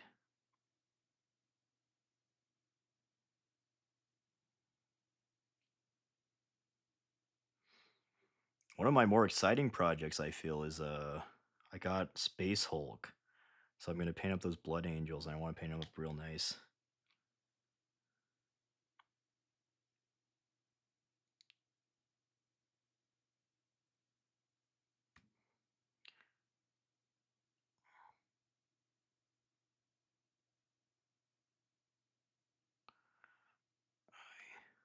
Alright, let's see. Hopefully that dries well. I guess I'll just finish this Flamer Marine then. Am I ever gonna do something with Clone Fulgrim? Honestly, I don't really know that much about Clone Fulgrim. He doesn't seem that interesting to me, honestly.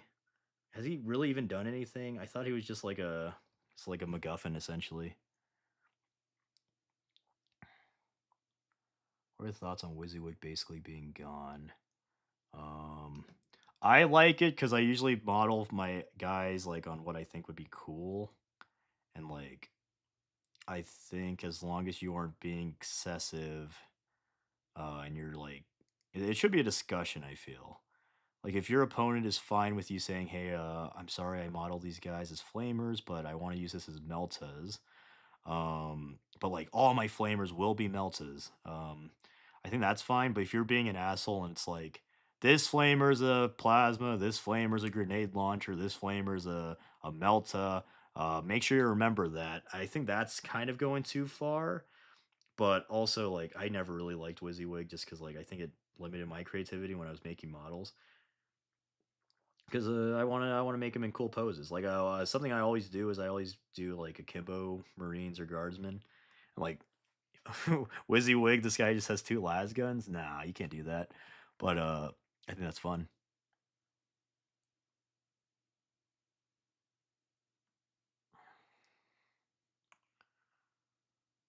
Probably get Dorm BSP for the scouring. Oh, versus, yeah. Uh, hey, Krak, you like to do other? I assume that's would you like to do other forms of content when you feel you're finished with lore explained videos? Something I want to do is I was playing around with the idea of making a more free form channel where I kind of just like talk over like the drawing, me drawing, or like captures of my drawing, and that's so I could discuss like Warhammer news, what I think of like new releases, etc., etc. But another one is I want to make a second channel where I essentially do the same format, except I'm able to talk about whatever I want instead of just 40k. Um, because I think that'd be fun. Because like something I'm interested in right now is like Transformers. But obviously I don't want to put a Transformer video on my 40k channel. But I also wouldn't want to make a Transformer channel because unlike 40k, I'm not really interested in anything else other than 40k to the extent of my 40k interest. So I don't think I could make a whole channel and be happy with that. But if I had a second channel that was just like dedicated to a bunch of general things, I think that'd be pretty fun to do.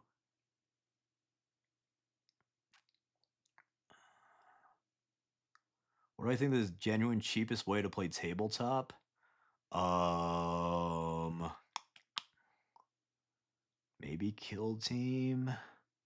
Combat Patrol's not too much more expensive than Kill Team, considering for Kill Team you kind of also have to get like most boxes are 2 boxes, or most Kill Teams are 2 boxes. But Kill Team's really fun. But if you don't mean 40k, there's a ton of games that are like pretty cheap. Relic Blade, for example, is pretty cheap. Like the models themselves are more expensive than GW ones, like per model in general, but like you only need 4 guys, so it's in that regard it's cheaper.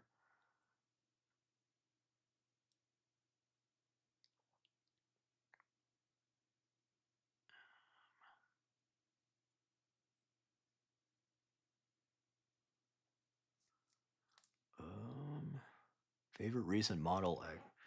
Actually, I got this really cool thing. Let me show you guys. This came in the mail today. I've been kind of going crazy, buying a bunch of. Where is it? Where did I put it?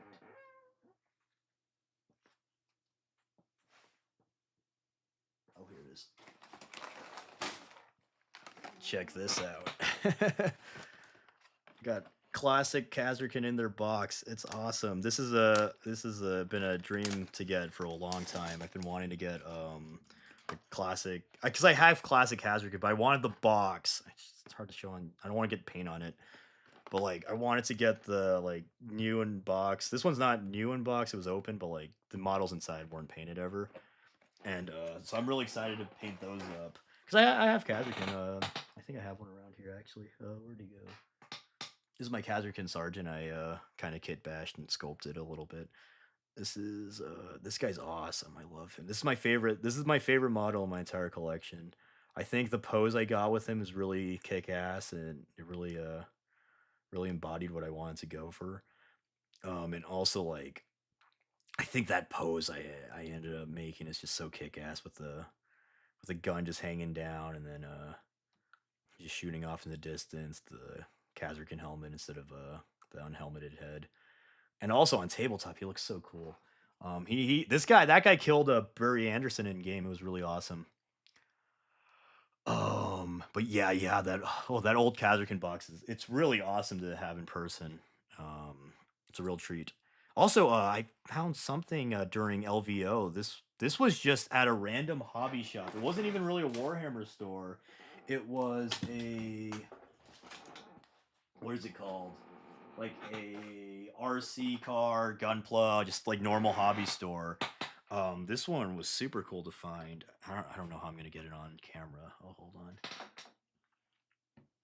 Another cool retro find, the old Cadian Battle Force. It's hard to show, but like yeah, it comes with a. Oops. These classic shock troops, Sentinel, more shock troops, heavy weapon teams. I love the old stuff. Whenever I see the old stuff, unless it's just ridiculously priced, I usually spring for it just because like it's getting harder and harder to find them. So and then actually, you know what? This one made me super happy to find. Where the hell is it? This one I found at my local store, just like literally on the shelf. I was in. It was honestly insane. I couldn't believe my eyes. Where the fuck did I put him though? Oh, here he is. This was actually like literally on my in my local store, just on the peg, as if it was released yesterday or something.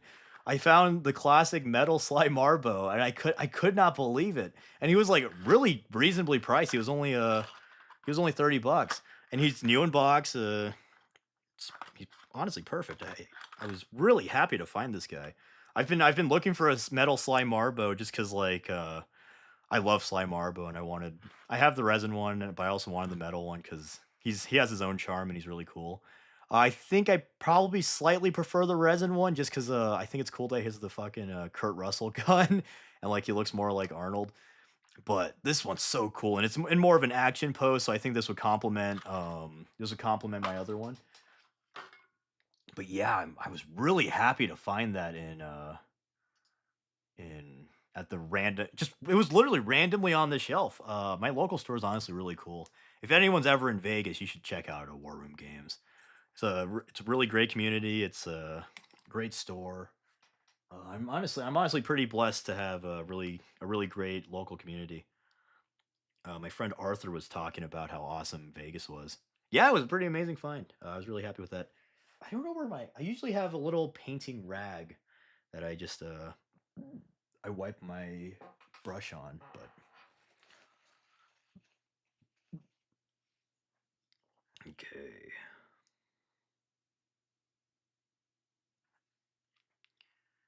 All right, back to painting.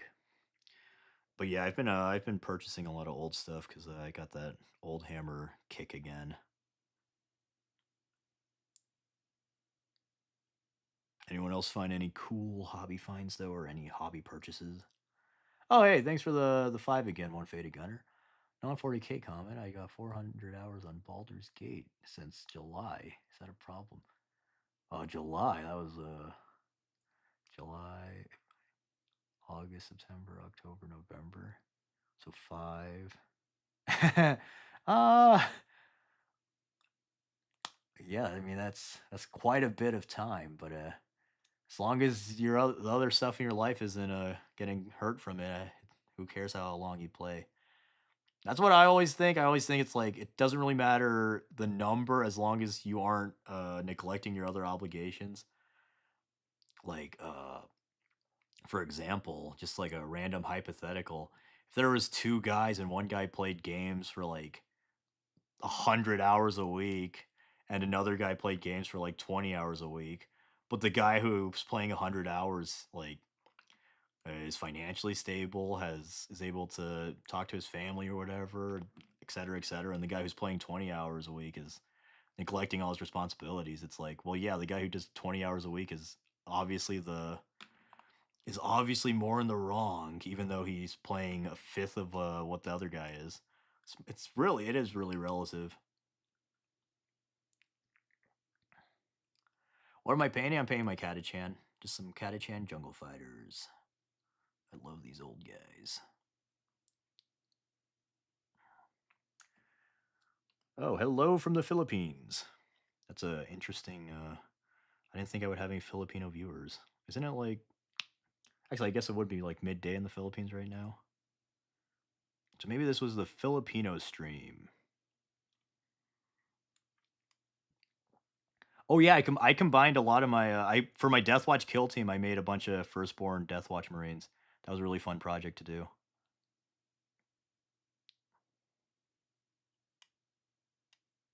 Oh yeah, so yeah, if you're yeah, as long as you aren't skipping work and starving or something, who cares how long you play?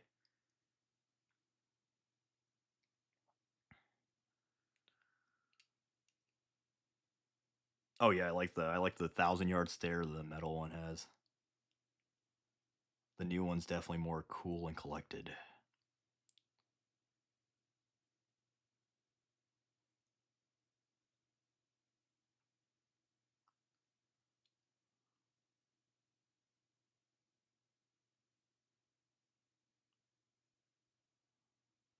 Oh man, I'm not doing the skin very well. The other one looks so nice and it came together so well. Kill Team is awesome. I think it's probably the best GW game. Do I think tabletop 40K is pay to win? I mean, technically, I mean, you can't really do anything. You can't really not pay. 'Cause you need the units, but like, I don't think they intentionally make it so that the new models have really great rules, so you buy them. I know people have theories and like they're believable, but I don't think they're actually doing that. I honestly think it's just like they want to introduce new things and don't know like what would work.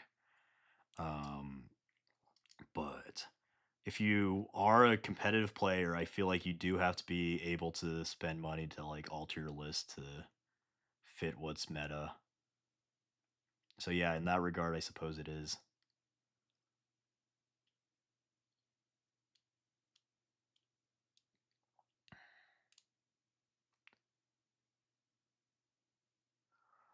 So the thing is, I don't hate the Krieg. I just think they're really boring and they're overrated. Cause like if we're going like toxic atmosphere, I think the Steel Legion do that better. Wave tactics and attrition, I think Vestroyans do that cooler. Um, like the penance thing where they're like, yeah, we have to make up for our past sins. I think the Vestroyans do that so much better, and they look so fucking cool.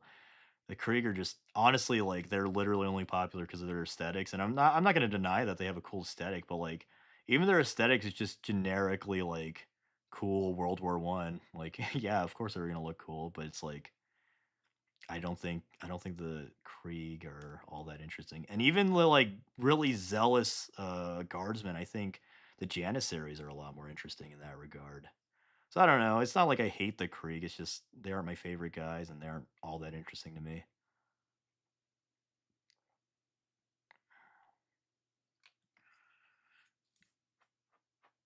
They just want more money. They just want money. Come on. Well, yeah, of course I want money. Just because something makes money though doesn't mean it's the best choice. That's something people were saying about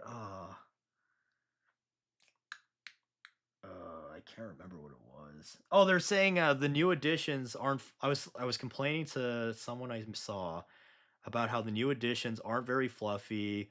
They're just like they're obviously more competitively minded, which like that's fine in a way. But I was complaining. I was like, yeah, it's lame, and they're like, well, it makes a lot more money, so that's the right decision. I'm like, yeah, I don't know. I guess maybe for GW, but like for the hobby, that's not always the right thing. And also, oh no, the big one is I always talk about how I like the setting being a setting of declining stagnation. And people are always like, well, that won't make money. And I'm like, okay, yeah, but even if it doesn't make money, doesn't mean it's like a narratively worse thing. Just because it makes money doesn't mean it's the best thing for narrative. And that's what I mean when I say that. I'm always talking from the perspective of like, what's best to be true to the setting, in my opinion. And yeah, I mean, yeah, you could make money, I guess, if you just completely betray what the original setting is, but that doesn't mean it's the right choice. I'm not to say they're completely betraying what Warhammer is. I just think that they are doing a lot of changes that are like counter to how it was and like what a lot of people fell in love with it for, including myself. Which I mean, yeah. Do I have any little goblins crack? Yeah, I have a lot of Gretchen. Actually, one of my favorite models I ever painted was a second edition Gretchen. I really punched up the like saturation on him, and he looked pretty cool at the end of it. If he was in a more convenient location, I would grab him, but he's not. I think he's in my mini case, and I don't really want to grab that right now. Have I ever played Heresy? Nah. I heard the Heresy is more like second edition, which is very appealing to me. The only problem is it's just so lame that it's all Marines. I know there's technically Guard and there's technically Mechanicus and there's technically Eldar, but it's like, yeah, but really the game is Marines versus Marines. And again, I like Marines. It's just I want to be able to play against other things. Like my favorite enemy in 40K is fighting against Xenos, Xenos and demons. But you can't really do that, unfortunately. Morty and Iron Guard are really fucking awesome, yeah.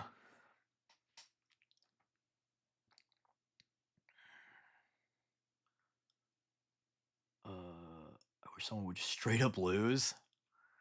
To an extent. I think it's good how they handle it where like factions will lose like big battles from time to time, but like I don't think they should wipe out a faction completely. Because again, that just ties back to the stagnation thing. Like Warhammer's kind of always it's like defined by a constant stalemate because the lore's written in a way so then it could justify any battle happening at any time. And I think that's really awesome. I think that's one of the coolest parts of 40k is that the lore is intentionally written with like hobby creativity in mind, or at least it used to be. It's losing a little bit of that. It's still there. It's just not as much. But it's such a cool, interesting thing. I feel. I recently finished the Night Lord's Omnibus and reading the first founding now. Any books you recommend after? I don't really know. Honestly, the Night Lord Omnibus is the only Night Lord thing I really consumed. Will I make a video on the War and the Beast? Yeah, yeah, probably. So funny story. I went to my local store. I saw the uh, what was it called? It was something else, but it was really it was almost like the War. Oh, Saga of the Beast. And I was like, oh, I'll buy that so then I can research War of the Beast and make a video. And then I realized that Saga of the Beast is actually something different. I forgot that that's like the Space Wolf conflict with Gazkul and stuff. So I was like, "Oh fuck." So that kind of postponed my War of the Beast video. I'll just read the War of the Beast book, I guess. Though I tend to like to read the codices because it's like it gives you a good summary. But if there's no other source, I will. I guess I will just read the book. Do I put magnets on our minis? I do that for the tanks and the well, actually, yeah, I basically only do that for vehicles. Guardsmen, it's not worth magnetizing. It's a big old pain in the ass. They're so fucking small.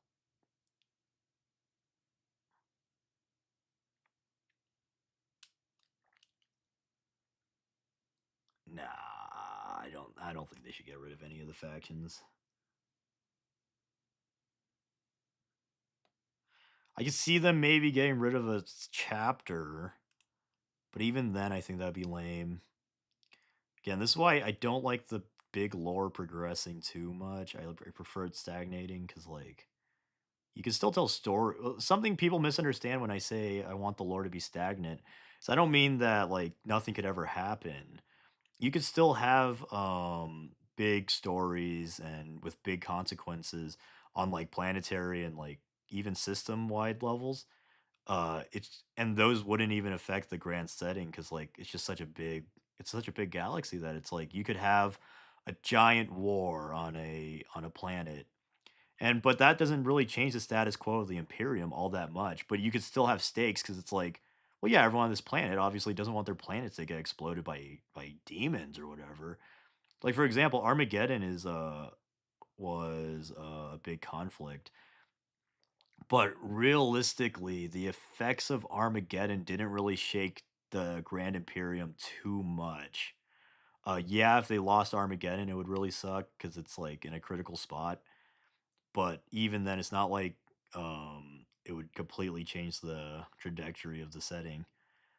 And so I think that's a good way to handle it. That way, you could tell whatever story you want to. But also, again, I've always been in the camp where it's like Warhammer is a setting versus a narrative.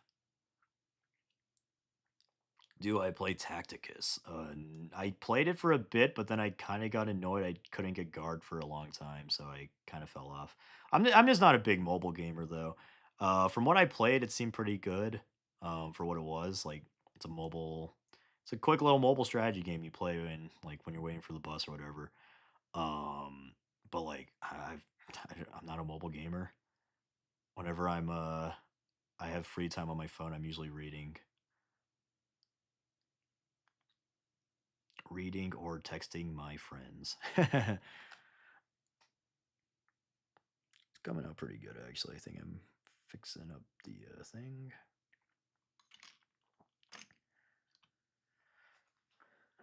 If they introduced Exodites at the end of 10th edition, I would be incredibly shocked. I can't imagine that, but that would be cool. I can't deny that would be cool. Ugh. Hey, I appreciate it, Paul. The kind words are very cute. Do I play Clash Royale? I used to play it quite a bit. Honestly, games like Clash Royale and like Smash Bros would make me toxic. So I was like, yeah, I don't want to be. I don't want to be all. I don't want to get angry at a stupid game.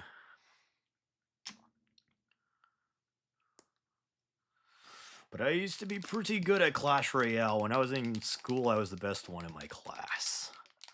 I'm not even kidding. Like, I don't even say that to brag or anything. I was like, unironically, the like go-to guy to challenge if you wanted to test your metal. Which, like, as a middle schooler, that was a humongous power trip. However, I will say, if they made a Clash Royale knockoff that was 40k skin, I would eat that shit up so quick. I would. I think that'd be awesome. It would make no sense at all, but it doesn't have to make sense. It could just be a fun little thing. What's my favorite 40k game then? Do you mean tabletop game or video game? Video game, probably Space Marine. I don't know if I like one or two more. Tabletop game, probably Kill Team. Except lately, I've been playing a lot more Big 40k than anything else because I've been pretty into it again. Do I have a Chaos Army? Nah, not really. I have random Chaos units though. You know what's a cool thing I recently purchased was the Metal Demon Prince. I love that model, and I saw it for a good deal. I saw it for a good deal, and I was like, I'm never gonna find a good deal like that again. So I've been wanting this for ever since I got into the hobby, basically.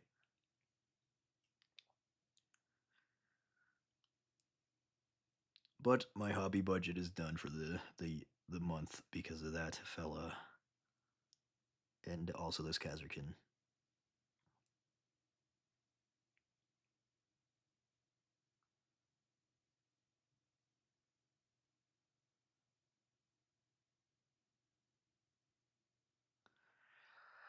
Uh,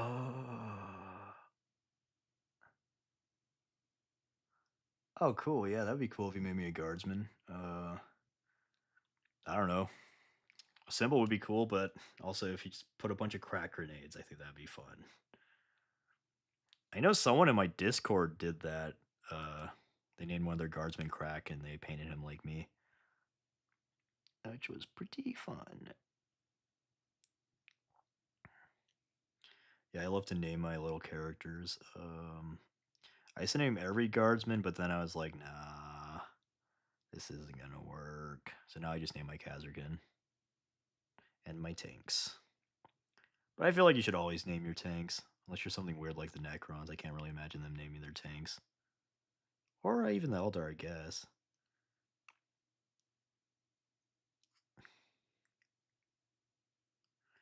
Actually, no, I can see Eldar naming their tanks. I think they actually do.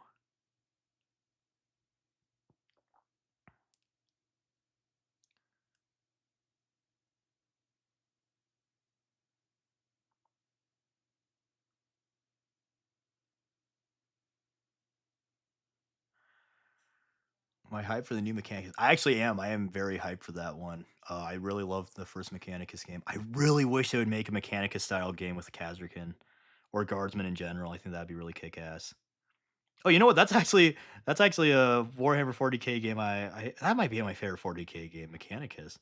And I also really like the Space Hulk video game, but the Space Hulk video game's like uh it's so similar to the board game that I just want to play the board game.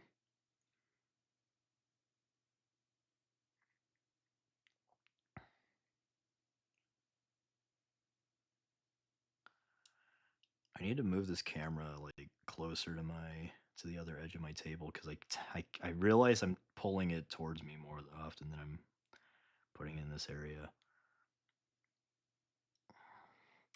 But yeah, I think this guy's coming out quite nicely. Uh,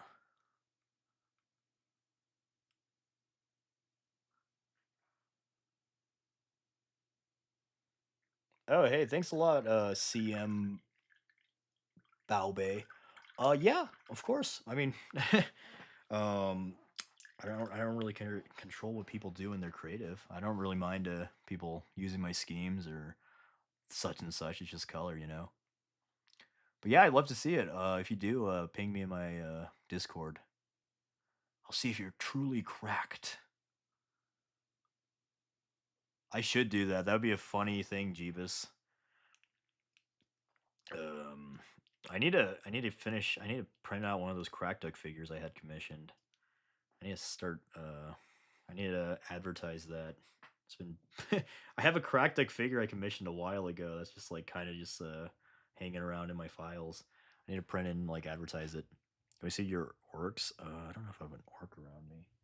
Oh, here's one.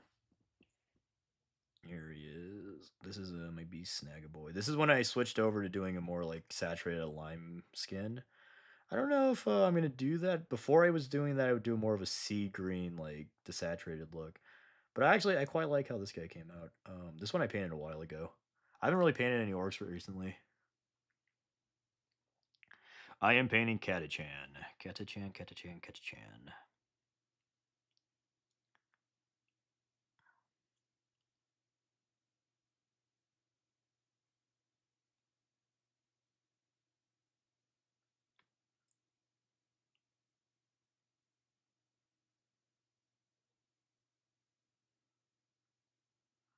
Sorry, I'm going focus mode for a second. This guy is. I feel like he's so close to being good. I mean, my guard scheme is just like the way I draw crack myself, my avatar. Like I base that off of my own scheme. Like, see, this guy's literally just the Kazarkin in that scheme of my crack duck. Uh, Focus you. You silly camera. Eh. I don't know why it's not focusing. Oh wait, there we go. Yep, look at him. Beautiful. What's the story behind the name Crack Duck? It's literally just crack sounds like quack, and crack is a crack grenade. I thought that was it was a silly little pun in a way.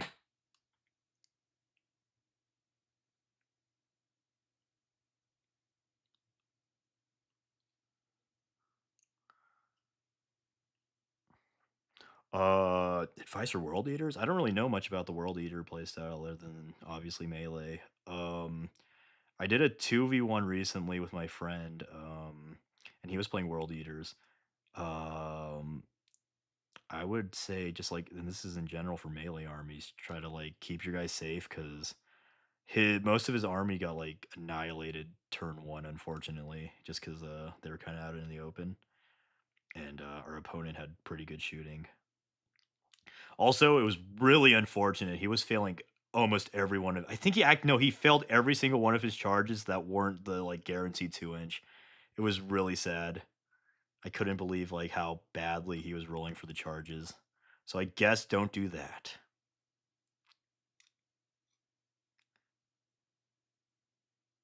I heard World Eaters could do a crazy ass thing though with like rapid fire las cannons. So that might be funny to look into. I don't know if you really want to make your World Eaters a shooting army. That'd be kind of weird. Yes, the cracked plushie is being designed. The way it works is I have to approve the design, so I'm waiting for their next draft. The first draft I didn't approve because it didn't look how I imagined it, and the helmet was a bit misshapen, so I didn't want to. I didn't want to sell that to my fans. But it looks cute so far, so I'm hoping they get updated with another one soon. But it will be available when I release it for a 20-day buying period. I wish I had an option that was more permanent. I might look into other manufacturers, but like consistently in my research, people were telling me that like, or not people, but like people online were saying like Makeship's the best one. You should do Makeship, this and that. So I was like, all right, I'll do Makeship, but Makeship only does exclusive, limited time things.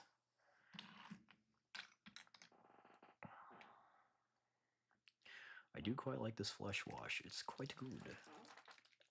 Where is me glazed medium? There it is. Tau versus World Eaters is a bad matchup.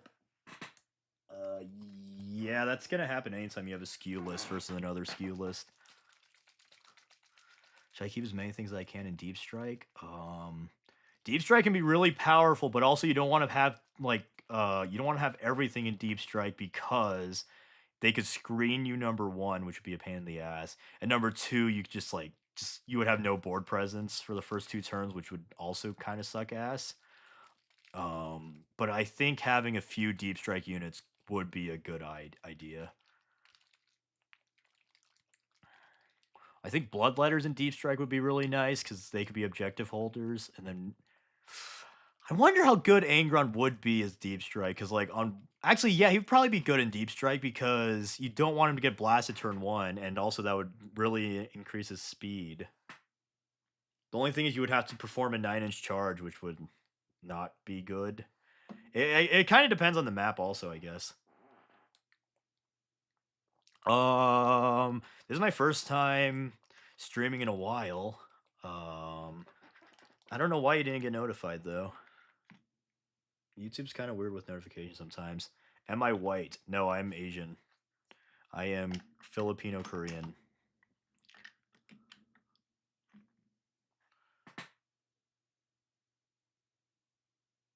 Let's see this little skin tone. Glazing is really nice for skin, I feel.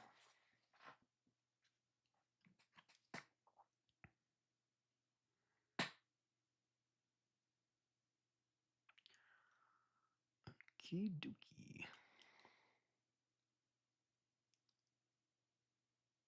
Oh yeah, that looks good. It's very nice.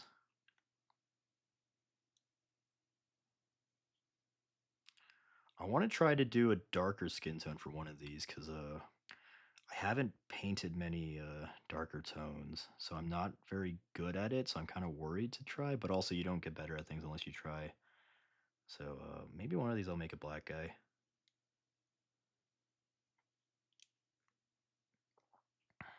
I want to make my that commemorative model a black guy for sure, but because I want to make him Sergeant Johnson.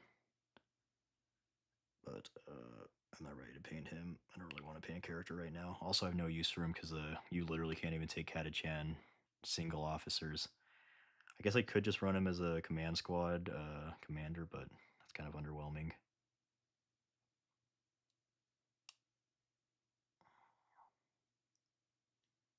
The only reason I thought of that was because someone asked me if I was white. How long I've been painting? 4 years now? 4 or 5 years? I don't hate Iron Hands or Dark Angels. They're just not one of my. Actually, well, Iron Hands are my least favorite founding chapter, and then Dark Angels are. I actually, honestly, I don't know too much about Dark Angels. I guess. Um, Arthur was telling me like Dark Angels are way different, like in their own books than like from other perspectives, which makes sense. I mean, of course they're gonna be cooler in their own books, but like in guard books and like Space Wolf books and like basically any other Imperial book, Dark Angels appear or they come off as like humongous assholes and idiots because of the Fallen shit. I don't really like the Fallen plot line all that much, at least the way it's been presented in Guard and other Imperial books. But like, I want to read Son of the Forest because I heard that's a really great lion book, and it portrays him in a good way. So I will have to see. But I don't hate them. And Iron Hands, I just think they're kind of stupid morons. And like, I also don't like the meaner chapters all that much compared to like the nicer, more heroic ones. And like, there is a place for like callous and mean chapters. I'm not saying that those are bad. It's just my personal preference. Um, I want to do armies on parade one time. The only thing is, my God, I'm so slow at painting, and also, they're so inconsistent. I would need to have a better plan. What kind of music do I hear? Do you mean what music do I listen to? Usually, like classic rock, punk, um, alt rock. Lately, I've been listening to a lot of The Offspring and Eagles, which is a weird combination, perhaps, but I went to an Eagles concert, so I kind of got Eagle pilled. Oh, I mean, I was already a pretty big Eagles fan, hence why I went to the concert. But that reminded me how much I like them. So, and it was really cool. It was in the Sphere, the Las Vegas Sphere, which honestly I thought would be dumb and like a gimmick, but it was actually really cool. It sounded really good.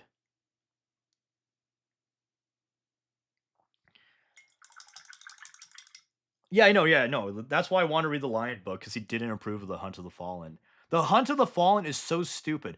I heard that originally it made more sense because originally I guess the Lions were, or not the Lions. What the fuck? The Dark Angels were the only ones who had traitors within their ranks.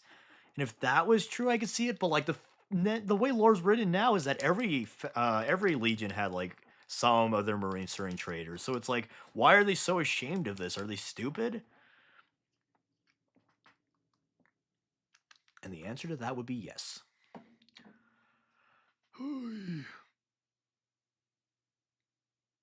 uh,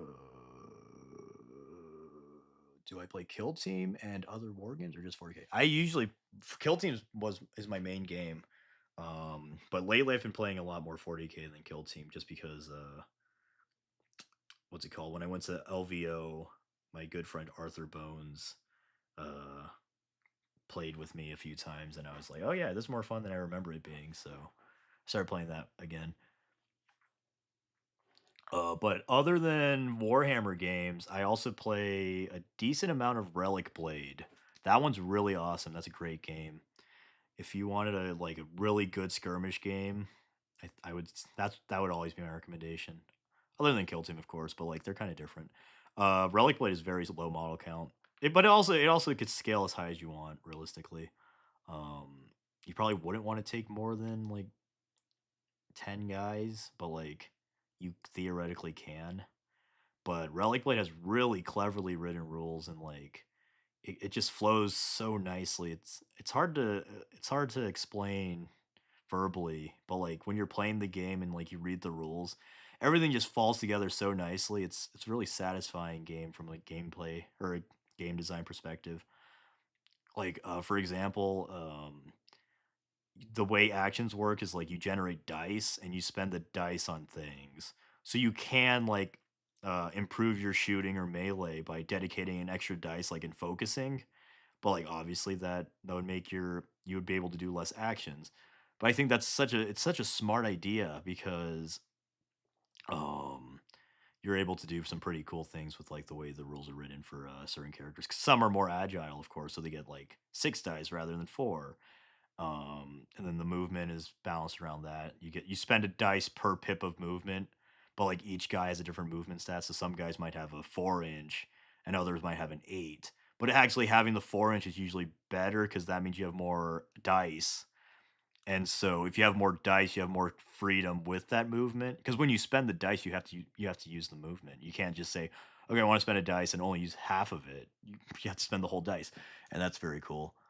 Could you imagine Lucas becoming a Primaris Marine? Yeah, that could be kind of funny. I wish I got that. I wish I got the Lucas the Trickster model when they did the made to order. That's I kind of regret not doing that because I kind of forgot that they did the made to order. Favorite Smiling Friends episode. That is a hard one. Honestly, it might just be recency bias, but that the freaking Mole Man one was so fucking funny to me. I think that was one of the better episodes. However, I also really like Frowning Friends. I think that's a good one. Um, Desmond's Day Off is a classic one. I don't know if it was my favorite. I like Alan's Big Adventure, whatever it's called. That one's a good one. Um, what I don't know what my favorite one would be. I think the Mole Man one though did give me the most laughs. That was a good episode.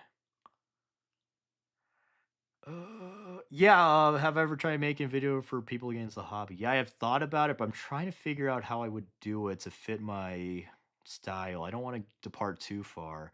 That's kind of why I want to make the more low key and casual channel where it's not fully illustrated and stuff. So I could talk about those and have more creative freedom. But yeah, I don't know. I thought about it for sure. I just have to think about it harder and figure out a good way to implement such a thing. Okay, this guy's he's coming out good.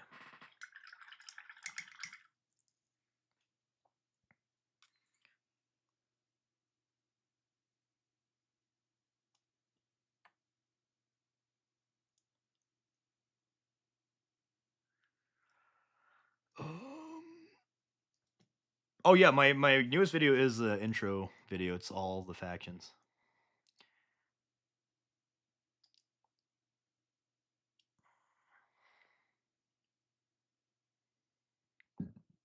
Oh, that's awesome, man. Yeah, it is a good time to get into YouTube. Because I didn't even know this, but apparently the algorithm they like pushed it to recommend like smaller channels more often. It's still roughly the same. It's like I can't remember what there's. Someone was explaining it to me, but like I don't really know the YouTube stuff. I don't really like try to game the algorithm or anything because it's just I feel like I can't be bothered. But they are like actively trying to push smaller channels a little bit more for at least an initial boost. After the initial boost, they don't really push it too much more than they would like normally. But apparently that's a cool little thing they're doing right now.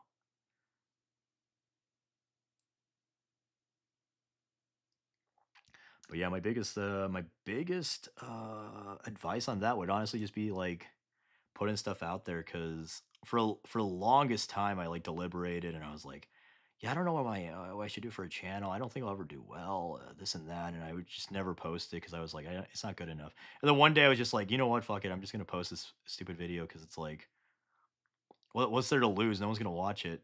And it ended up doing well. So I was like, oh shit, okay, I should have posted that earlier, but whatever. Hindsight's 2020.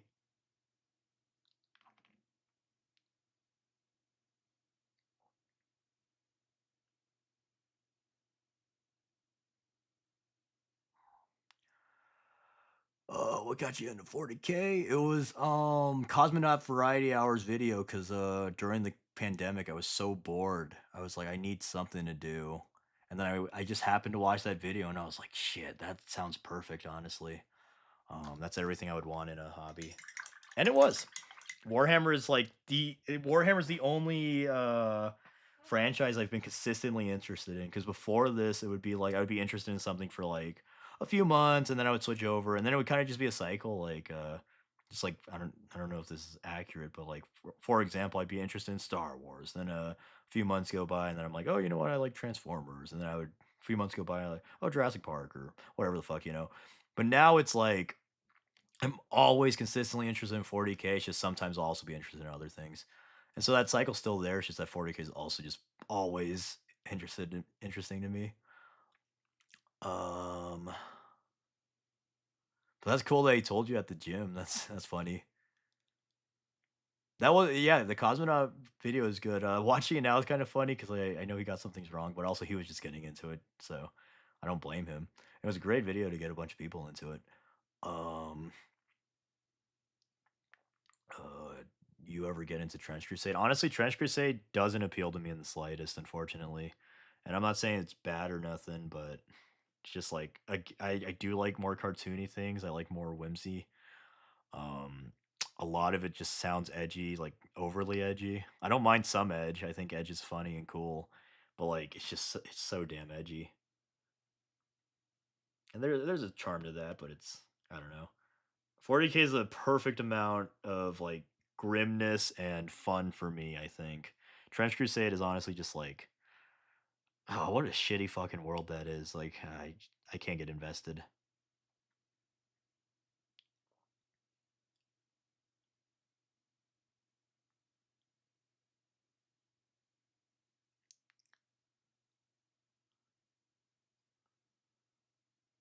Yeah, I've always been a sci-fi fantasy guy. Sci fantasy, that is. I don't really like fantasy.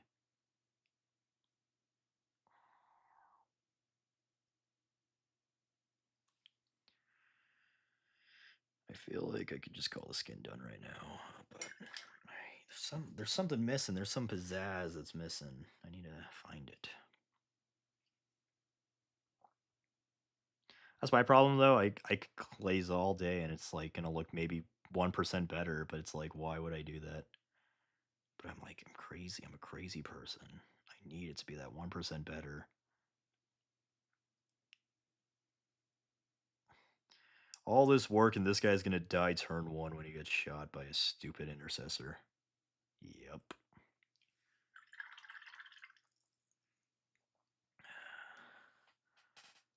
Oh yeah, no, 40K I like I never got I didn't get into 40K because of the grim darkness. I got into it because it's funny and goofy.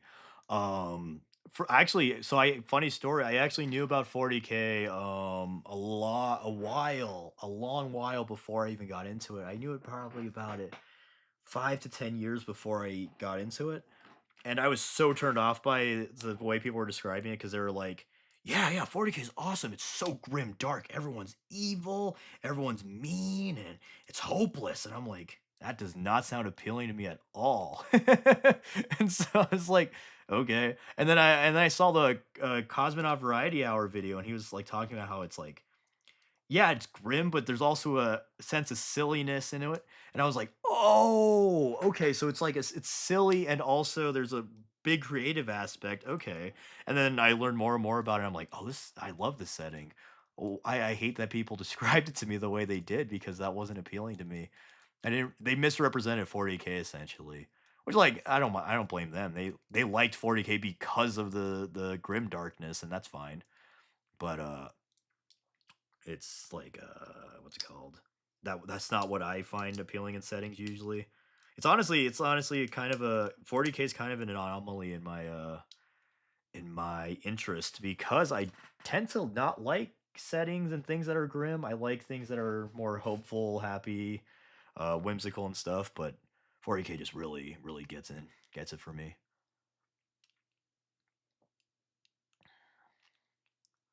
Yeah, the religious aspect of Trench Crusade is just like, I don't know, man. It just one, it's edgy, and also it's just so damn hopeless. And it's like, why are they even fighting for this world? Just let everyone die. This place fucking sucks. That's the thing. I feel like things are more grim when there is a sense of hope and happiness. Cause and this I'm not saying this is the end all be all argument for grim dark, but my personal take on it is if you're in a world where everyone's just a dour asshole, there's nothing good going on, it sucks ass. It's like, well, then what are you fighting for? It's not too grim because well, this endless war going on. It's just like, well, that's just how it is. Versus like this world does have some goodness in it. There's people can enjoy their lives, and then that makes the let's say Tyranids coming in eating all your friends. That makes it a lot more grim than if it was like, I fucking hate my life. I hate you, and I hate you. And then all the Tyranids eat them. It's like, well, I already fucking hated them anyway, so I have a new guy to hate, I guess. But I don't know. It is. I'm not saying it's not fun to be over the top and edgy. 40K is fun because it's over the top and edgy in a lot of ways. That's obviously one of the big appeals. But for me, I do like to have at least a little bit of hope and like goodness. But also, this is just my that's just my opinion. I would never want to like make 40K a freaking like hope core setting like that. You know.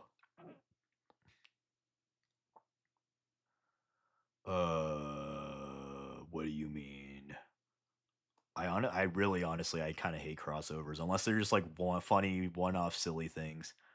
Um yeah, like even in Helldivers, I was kind of irked that they put Halo in it, but also it was kind of cool to just like play it as an ODST game. But also the fact that they did that and now I just play it as an ODST LARP. I don't play it as Helldivers anymore. I'm not immersed in the setting. And I know that's somewhat of a niche crazy person take, I think, but I mean, it's again, it's just my opinion. I don't really I'm not saying other people have to agree with me. I have a lot of crazy opinions about franchises that I know are pretty niche. Like I know it's pretty controversial that I think the Horus Heresy should have been explored. But yeah, I'm kind of a crazy guy. What are my top 5 video games? Cyberpunk, Risk of Rain 2, Halo. I don't know which one. I don't want to put up more than one Halo. Probably Halo 2 is my favorite. Um um what else would I say? Red Dead Redemption 2 for sure. I think I'm at 4 now. Uh Helldivers is a weird one because I want to love Helldivers so much, but they keep on doing things that piss me off, and then they'll fix it, and then they'll piss me off again. And so it's hard to say that's one of my favorite games, even though it is one of the most enjoyable games I've ever played. Because like I can't count on that game being enjoyable in like let's say 5 years. Like in 5 years, the game could either be dead or like just nothing. Whereas Halo, I could always go back and have the same enjoyment I had for Halo 2. Um, but let me think. I need to think about that more for that last one.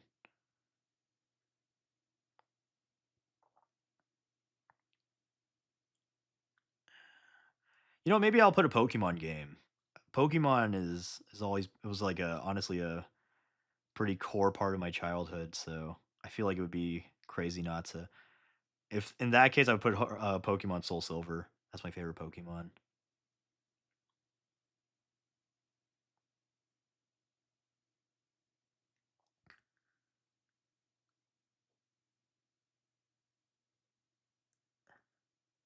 Fortnite is cool. I like Fortnite, but like that's the thing. I think everything's trying to become Fortnite or getting Fortniteified, where it's like we have so many crossovers and like there's no immersion anymore, and it's so lame to me.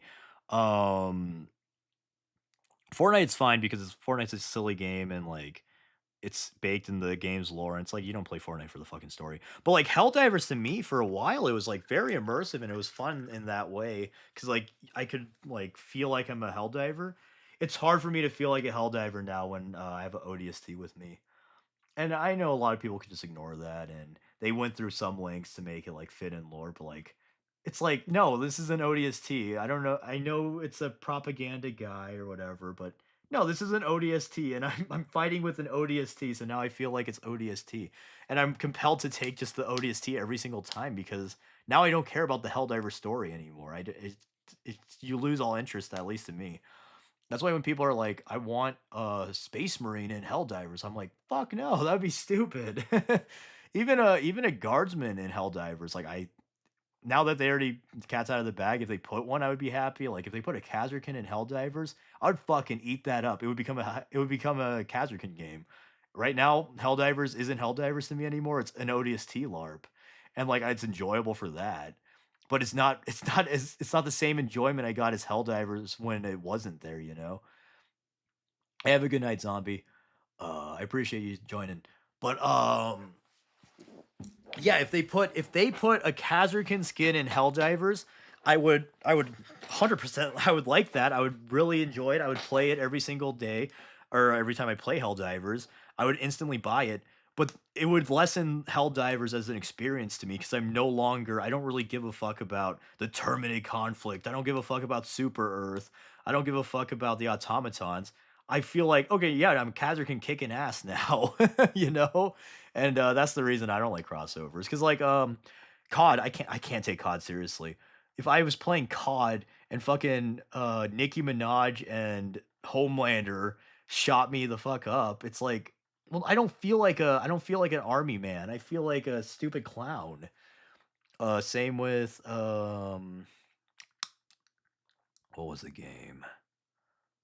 Uh, even Battlefront where they had skins in the game, I kind of didn't like the skins because I prefer fighting on if I'm fighting on Geonosis, I want to feel like I'm in Geonosis, so having like swamp troopers with me is kind of like weird. But I know that game you had an option to turn it off. I wish all games would implement that. That would honestly be pretty cool for Helldivers if they had an option to just turn off like your friendly skins and make it the generic Helldiver one. That'd be pretty cool. I don't know. I know this is a somewhat niche opinion, so I mean, but that's just how I feel. Why don't I play Mount and Blade 2 Bannerlord? I don't know what that is. I'm not really into fantasy. I saw the Vampire Survivor clone. That kind of looks interesting. I hope they make a Helldiver clone. Honestly, if they made a shitty Kazurkin Helldiver clone and it was a functional game where I could just shoot Tyranids and fucking what would be another good horde? I don't know. Demons would be a pretty decent one. But you know what I want even more than that is a Ghost Recon clone where you're a Kazurkin. I think that the Ghost Recon gameplay would fit better than Helldivers for Kazurkin. Yeah, caught at a Warhammer collab. Honestly, looked kind of shitty to me, but eh. I haven't played Battlefield 6. Yeah, I don't really play competitive games anymore. I much more enjoy narrative and like single player experiences. Um, I think I might call the stream off soon. I'm getting a bit eepy, but I'll go on for a few more minutes.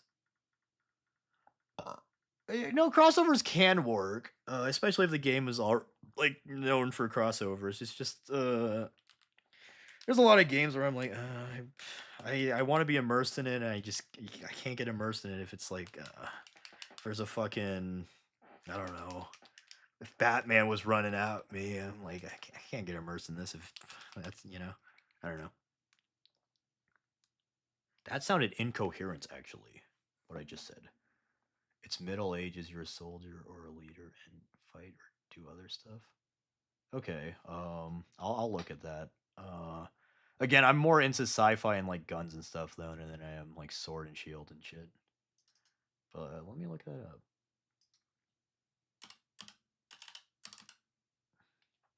Mountain Blade Banner Lord. Oh, that's pretty cool. Oh, it's a turn-based though. Actually, that could be cool. I don't know.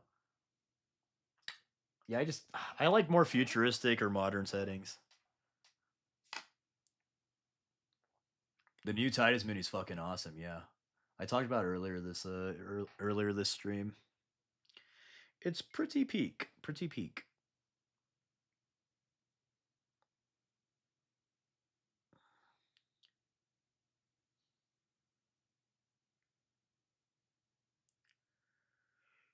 Ugh. A Plague Tale? Never heard of it. I'll have to look it up.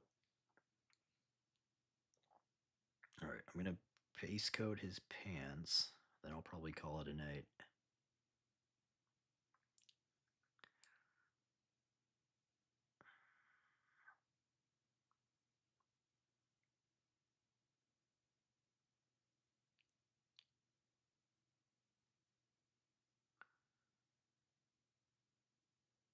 Hey, I'm glad you like my lore videos. Thanks for the kind words.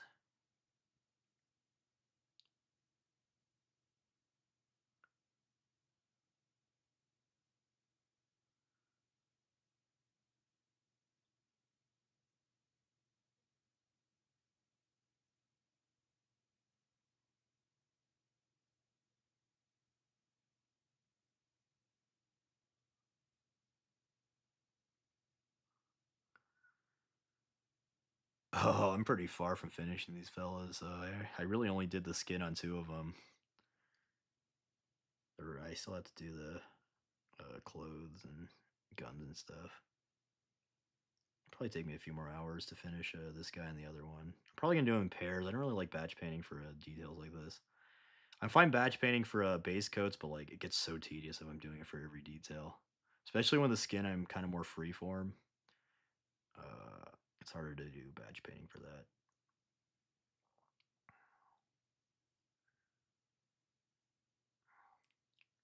Best Astra Militarum unit? Brother, you should know. You should know. It's the Kazarkin.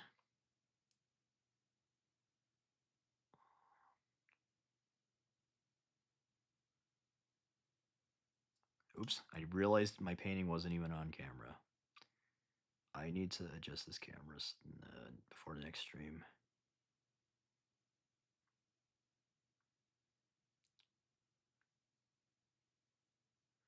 Hey, thanks a lot, Aiden. I appreciate the kind words. It's always nice to hear people saying they enjoy my videos or it helped them against the hobby and stuff.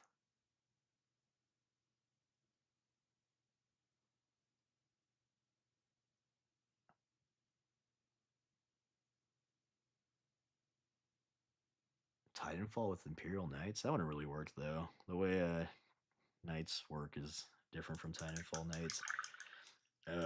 That would make more sense. I'm trying to think of a faction that would actually. It wouldn't even honestly. It wouldn't even make sense lore wise with Tau. Oh hey, thanks for the 5 again. Keep up the great work. Remember, for Lehman Russ and the Allfather. F the Grey Knights, hell yeah, brother! That's what it's all about. I hate the Grey Knights. They're so stupid. They're stupid idiots. I will say I hated the Grey Knights even before I was a Wolf fan. So it's not just because of Wolf and like being a Wolf fan. I hated Grey Knights since almost day one. Once I learned their lore, I was like, these guys are freaking stupid. I don't like them. But before I learned their lore, I thought they were really cool. I kind of regret learning their lore. I was having more fun before that. Or not having more fun. I had more fun with the Grey Knights before that when I just thought they were wizard knights. I found your lore videos easier to follow, understand, and others. Oh, cool. That's kind of what I aim for. I always try to aim for accessibility and like entertainment, while also being accurate. Because that was kind of the idea behind my channel. I was like, well, it's a shame that a lot of YouTube channels for lore are known for being inaccurate because I think they are one of the best ways to get into 40k lore. Because it's honestly it is really hard to get like a foothold in the setting because it's such a complicated and a vast setting that it's like, well, you aren't gonna read a bunch of books when you're trying to gauge if you like something. So I think YouTubers are a very valuable resource for that. And so I thought it was a shame that a lot of them were either inaccessible or like inaccurate. At least at the time, I think most channels now are at least like pretty accurate. It's just a stigma that persists. But I wanted to do that, and so it's great to hear that people find my channel very accessible. And I want to make my channel entertaining for veterans as well. That's why I sneak in jokes or like I try to mention less known things in the videos from time to time, but it's always a balance thing. I do plan to remake some of my videos. There are some where it's like they just weren't to my quality standard simply because I just didn't know how to make videos as well back then. But yeah, I want to remake. I'm gonna for sure make remake Octarius for this channel anniversary. I'm gonna make. I'm gonna. I don't know if I'll remake Fall of Cadia. I might just make a more in-depth version because there's a lot of things I skipped over in Fall of Cadia just because I wanted to make it like a condensed, easy to follow summary of it. And so now I think I would revisit that, maybe elaborate on things. Like I would want to elaborate. Maybe I would make it more like a book summary, like even more like more so than usual. Because I love the Fall Acadia book. I would want to talk about the Kazakh. I forget his name. You would think I would remember, but I don't. I would want to talk about him and some other cool characters in that. Yeah, yeah, I'm trying to. I keep on saying every time I do a live, I always say this, but I want to do more lives and more consistently. It's just that I always get busy and I'm kind of scatterbrained, so it's hard for me to keep to a schedule.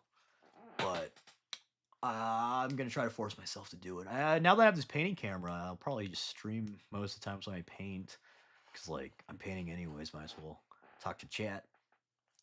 But on that note, I'm probably gonna. I think I'm gonna head off.